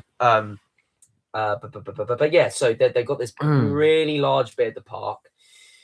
So I've never seen more portaloos in my life. Like, festivals eat your heart. Yeah. There was a lot of portaloos. There was also portable urinals. Oh damn! And the queue for them was, I remember the queue sort of went in sort of like a zigzag fashion. And I didn't even need the loo at the time, but I saw the look of the sheer size of the queue, and I went, by the time I get to the end of the queue, I will need the loo. So I just jumped into it. And several people coming up to me just saying like, yeah, mate, what's this the queue for? It's the queue for the toilets. It's just like, I can't see any of the portaloos around. I'm only looking for the urinals. I'm like, no, this is also the queue for the urinals. Like, I know you just need you're a fella, you just need a wee like me, but this is the queue for that. And they were like, oh my lord. Yeah. The atmosphere was great. There were loads of like bags, because I had a disposable hoodie that day for charity drop bags. You could put in. There was lorries lined up at the back where you could put your kit bags in. Other than that, it was just fairly open with info desks and medic tents. Big screen of marathon footage, and this guy speaking into the microphone, really invested in other people's stories, and loads of people going over to him and telling them about why they were doing the marathon. There was a couple of people that went up for the Samaritans, and they were doing it for very, very noble reasons. I was very proud of them speaking out about their experiences. So proud that I also went over to the microphone and spoke into the microphone for about a good minute too. Yeah. Thank you very much for letting me do that. Thank you. And I was there for about an hour and a half because I was wave 17 of the blue flow. And by the time that I got there at 9 o'clock in the morning, they had just walked in for about 5 minutes. They were just like, okay, wave 1 is about to open. And I was just like, oh, wave set, what the? And then I just remember trying to contact you guys. And then my phone was just like battery percentage was going. I'm like, oh, and I need to find you guys after the marathon. I'm like, I couldn't give a crap about music today. Like, I need this to find you and get home. So when I was trying to call you guys at random intervals, it's just like, screw it, I can't do it anymore. And I just did so much stretching, it was unreal. Talked to a couple other people too. But after a while, in the last 20 minutes, I was just like sat down, just head in hands. I'm like, you know what? I'm not even nervous anymore. I just want to actually bloody start this. You know, nerves subsided, and I was just like, oh my gosh, get on with it. Like the tension is just so thick. You know, so then it got to 20 past 11. The gate opened. I walked through with a big crowd of people. I dropped my hoodie off into one of the charity bags, and we sort of like stood around. The guy in the microphone was shouting at us like wave 17, cheer, and we cheered. And then we started slowly walking over to the start line. I saw the start line. I was like a good 50 meters from it, and I was just slowly walking closer. And I will say that the crowd stopped, and the sound of everyone putting their like watches on at the same time was so cool. It was like it's like but that loud. It was just like, okay, and you're about to start. I'm like, that was so cool. Like, I just put my headphones on, like, I don't even have a watch, and that was sick. And then they said, go, go, go, and then the front of the crowd went. And then I crossed the start line, and I started my tracker on Cooper. And I realized I had started to run. And I was just like, at that point in time, I was just happy. I was like, oh my gosh, like, this is actually it. I'm actually running the marathon right now. This is it. Oh my God. Oh my. So for the first kilometer, I was just like, pinch me, pinch me, pinch me, pinch me, pinch me, pinch me. This is really cool. And people were cheering you from the very second you started. Oh, nice. Literally not a single moment without someone cheering. The whole way. Wasn't as busy for the first 3 kilometers. And I was just like, oh, the first 3 kilometers, it's just like, of course, this is going to be pretty slow for a little bit. The big struggle was the amount of people. Oh, really? Yeah, there were so many. Is that in regards to like trying to keep your pace up or anything like that? When you've got a steady pace, you don't really want to slow down. So when someone's naturally in your way, and I'm just like, I don't want to shove past you, you're going at your own pace. Sometimes you're kind of like, oh, I go. Because then afterwards, you don't want to speed up and frig your pace up. So that was a bit of a struggle for the first 5. After that, it became less of a concern, and more of a nagging background, just sort of like, but oh gosh, the support, the amount of water, people offering me like so many Haribos. Haribos was my weapon. I'll say, you need a form of energy to get through your long runs. Take a form of energy every 5 kilometers. Every 5. For me, it was Haribos. They work really well. Make sure that you practice eating them, and chew them slowly. Suck on them if you have to. Gels weren't for me. They weren't. I remember when I told Elliott before the marathon, when he asked me, actually, have you got your gels ready? I'm like, no, No. I'm not using gels. And you Yeah, were like, yeah. excuse me, what? Yeah. And I was like, bro, I've got this. I've trained with Haribo's for a month. I've got this. It's Yeah, okay. yeah, I yeah. know they work. And you're like, right. Yeah. I did it. Yeah, yeah, yeah. What else? So then the first people I met was around 10 kilometers, Cutty Sark. That was beautiful. Oh yeah. Cutty Sark was the place, the big ship. Yeah. This bit here. Oh nice. Yeah, Yeah. yeah. Gorgeous scenery, and that's when the crowds really started getting thick. And I just took my headphones off. I was just like, nah, I'm not listening to music anymore. Oh nice. I'm listening to everyone cheering me on. This is Yeah, so yeah, cool. yeah. I felt so motivated. I felt everyone cheering out my name. In the end, I couldn't say just like thank you very much every time because they wouldn't hear me through the cheers. So I made a little bit of a tick for myself. I either went like that, I went like that, I went like that. Yeah. So I mixed it up every now and again. It was good. I met my good old bunch of friends from university, Asher, Cameron, Nicole. They were first in Cutty Sark. They were absolute angels cheering me on there. It was nice because I hadn't seen them in person for ages. So to see them right there, I was like, oh my gosh, it's actually you guys. Yeah, yeah. And that was it. The wonders that did for me, I just felt so lifted. Yeah, yeah. And I was just counting down the moments to see everyone again. Because then after that, about a good 10 minutes later, it was you guys. Yep. And I saw Leon sign from the distance. It was the big spider jockey sign. I'm like, oh my God, there they are. And there were so many of you. Yeah. I was almost moved. Because disgraceful. because my head was throbbing at that point in time and was fighting not to have a headache. Yeah. That I was just so elated. I was so happy to see you guys. And I almost wanted to stop and talk to you, but then I was just like, oh no, I can't. I have to keep going. Yeah, yeah. So I was just like intense waiting for you for ages and ages to see me for 7 seconds. Felt like I saw you guys for 7 seconds, but it replayed in my head for at least a good 20 minutes. Yeah. I'm like, oh my God, that was amazing. And I was so happy. I was straight on my phone documenting it. Oh, see my friend. Then I got to the center of London past the Shards, the Blackfriar Bridge, I believe. That's when I saw my mum and dad. They cheered me on. That was deeply moving for me.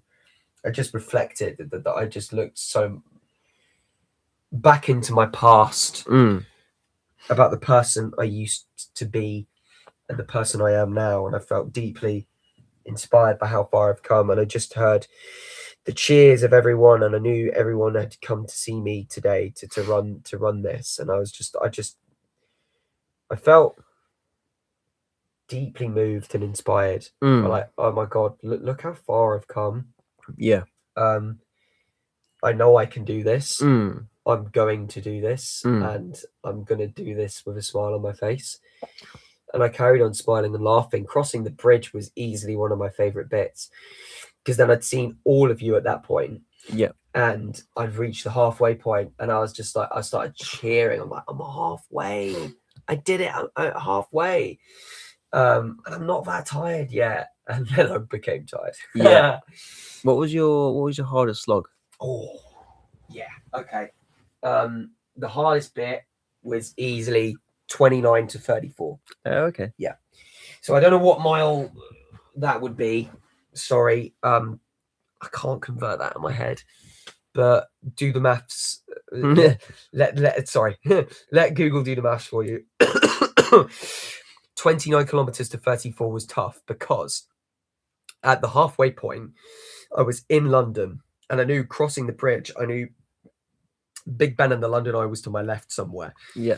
But then when I got into the centre, I then went right away from all of that. And then I had the bit that really grinds my gears on a run when you're running one way and then you've got runners to your left running the other way. Yeah. That for me sucks. Yeah. I don't like that. I just almost want to go like that.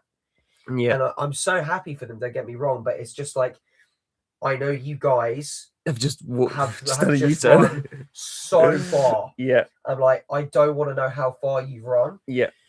I'm so glad that I didn't notice as I ran past that point.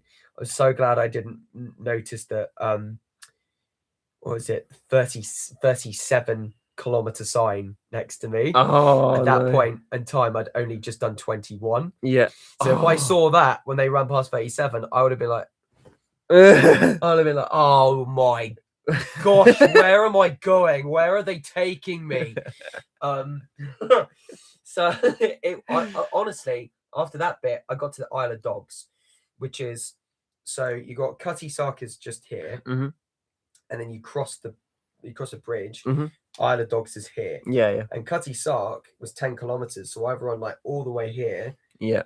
gone to London, and then I've gone all the way back to here. Oh, Yeah, that's the and then, worst. can Yeah. you see why that bit sucks? Yeah. Because, no, don't get me wrong, there were loads of people cheering me on there. Isle of Dogs supporters, you have my utmost respect, because it's really hard to get there. And not only that, it's probably really hard to get from the Isle of Dogs to the end point of the marathon too. I understand why there weren't many people there. Yeah. Because they want to be in the focal points, the real big cheering points. They want to be at Blackfriars. They want to be at the bridge. They want to be at Big Ben. Yeah. They want to be near the London Eye. They want to be the bit that you guys were at. So I felt, it wasn't that I felt lonely. I knew I was going to see you guys again, but I was just like, this is tough, because my legs started to really weaken, and drinking water was fine and all, but I just had this banging headache. And it was, I just felt like, oh, I could just walk for this bit, because I don't really have much motivation. But that's when my head turned around and said, just like, if you keep going, if you keep this pace up, you will see your friends quicker. Yeah. You will see the people that are cheering you on quicker. And all the while that this is happening, people are still cheering me on. Yeah. I'm just kind of like, keep going. Just keep going. You've trained so much for this. Yeah. Do you dare give up now? It will be far easier if you keep going than if you stop and then keep going, you know? So I pushed and I pushed and I pushed, and I listened to some music to get me through it, because that was a good cope. And then I got to kilometer 35, and I felt all 7 months of my training hit me at 35. Oh yeah. And I was just like, when the guy, the voice said in my head 35 kilometers, and I saw the sign, I think I said to you, because my Cooper was all over the place, I heard in my head 35 kilometers. Then 10 minutes later, I'd see the 35 kilometer sign. I was just like, what is going on? Who's lying to me? The app or London? Yeah. I didn't doubt that London wasn't the one lying to me. The app was lying to me. I felt good hearing it, because then in my head, I was just like, well, I got 7K left. I can do 7K. I can do it. I'm like, boss, I can do this. I can do this. And I started listening. I tell you what, My Hero Academia music really pushed me through. I tell you what was, look, in good spirit, I love everyone that said you're almost at the end.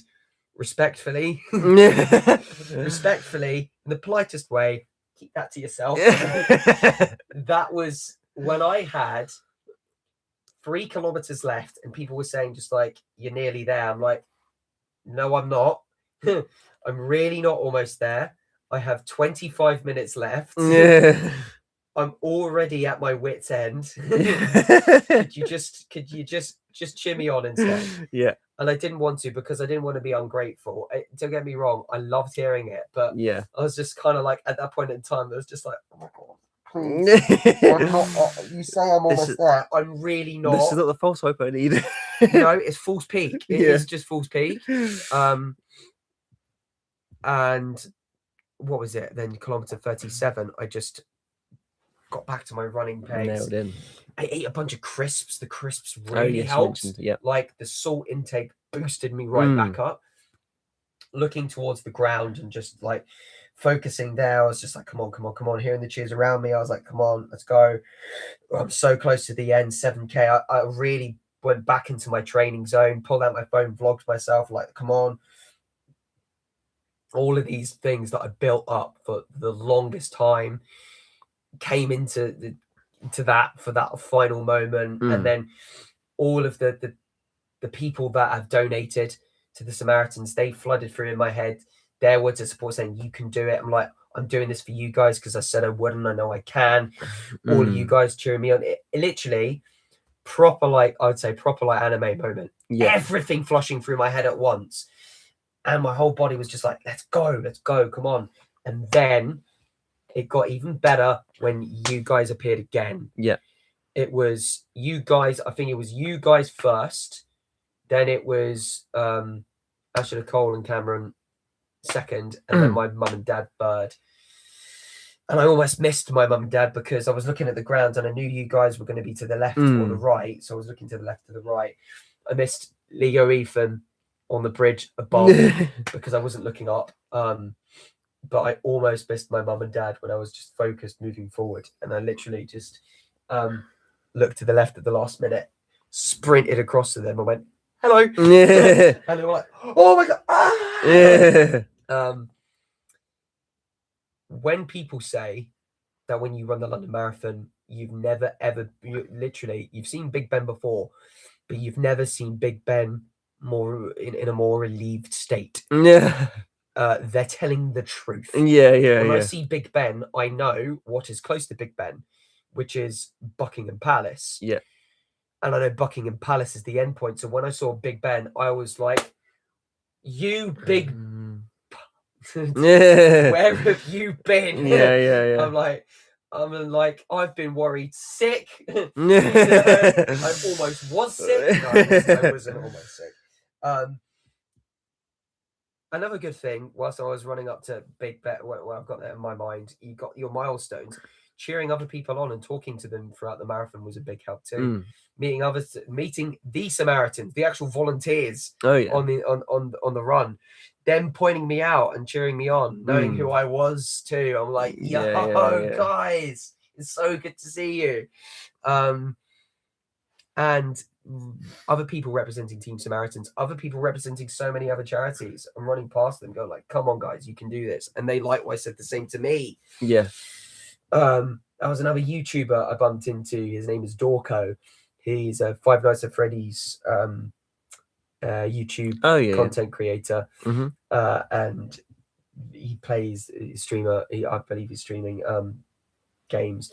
He's quite a big YouTuber. I bumped into him. I didn't even know it was him. Yeah. I just said, "Oh look, it's Freddy Fazbear." Hey, and then I just ran a little bit longer. I was like, "Did it say Dorco on his back?" Like, no, he's probably saying, I don't know. It's probably unrelated. Yeah. And then after the marathon, I was like, "Oh my God, it actually was him." Oh my God.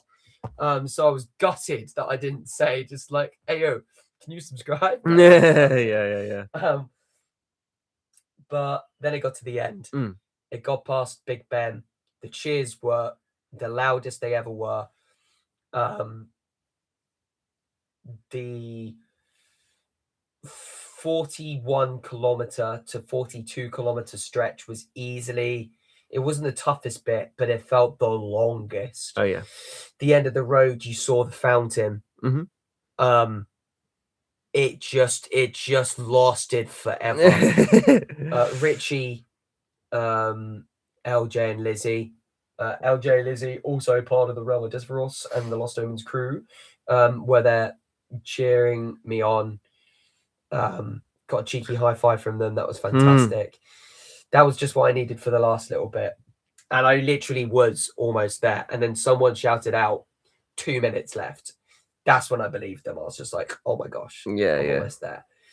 Turned a corner, face covered in salt and sweat, and my legs stinging and feet stinging like crazy.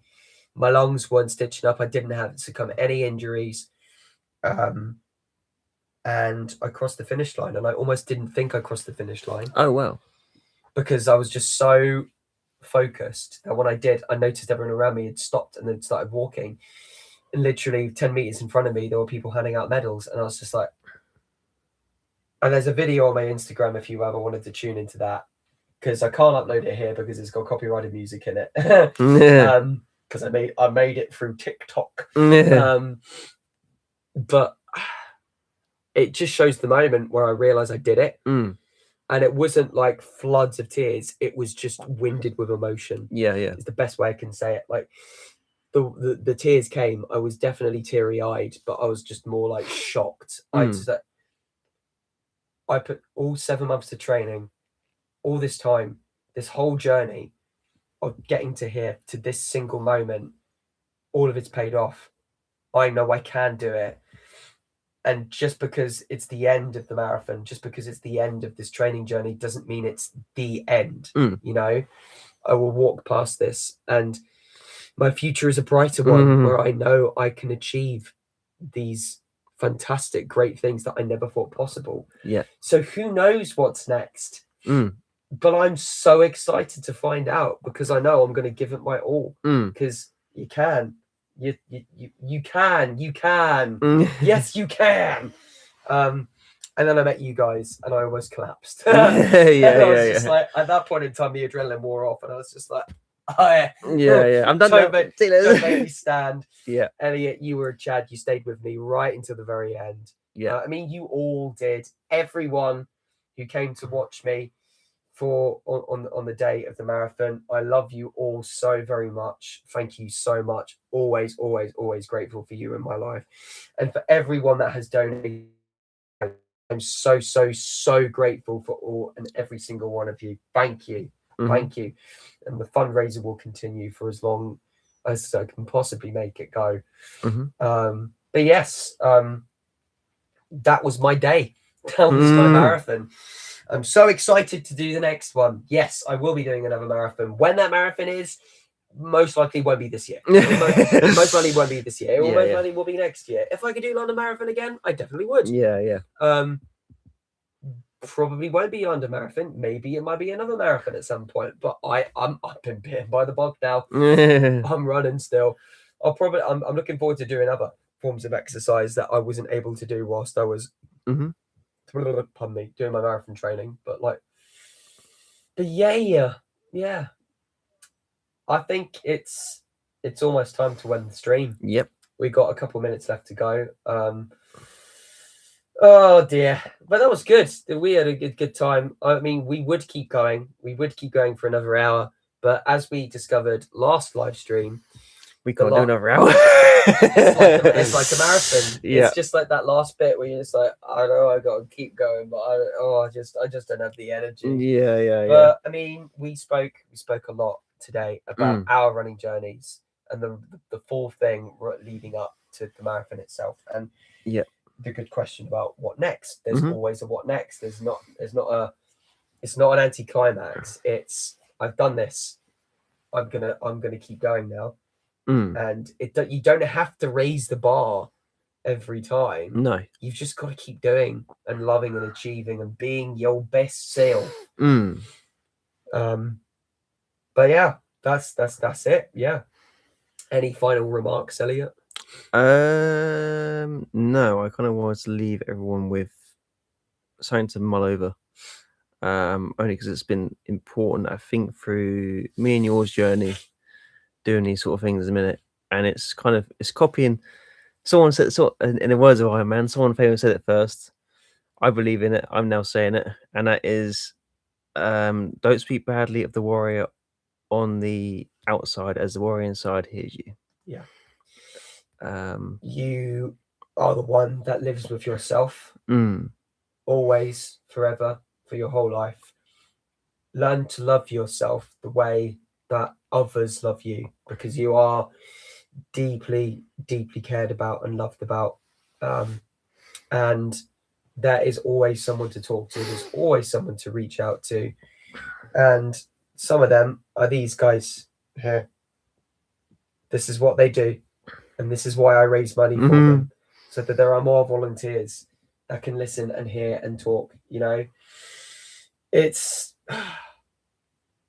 you can achieve fantastic things if you let yourself. So please don't ever get in your own way. Yeah. Oh, it sucks. We're ending the stream and there's everyone's jumping in now. Yeah. But unfortunately, this is, we did say it was going to be for 2 hours. So we're men of our word. So we're going to have to end it. You know, even though I wasn't necessarily a man of my word and I started the stream 4 minutes early. That was fun. Yeah. You should have seen the panic in Elliott and I's face there. Yeah. Oh no, we're here now. Oh god. Yeah. Well, that's that. That ends the marathon special. The community spirit episode live, which is fun. This was really cool for us to do. To really figure out live configurations again. One microphone, it was always going to be the one, because having two, naturally there's a little bit of reverb that I can't help in this room. And then the camera set up, that's good. It's informative. So this won't be the only live special. So if you're tuning in now and think, oh Dawn, I missed them, I wanted to ask a question about what cereal they like, or if Matt truly likes banana on pizza, or if that's just a gag. Is it a steeple running? You'll never know. And then the media ends. I finally know the question to that. Oh, funny. What was I going to say? Yes.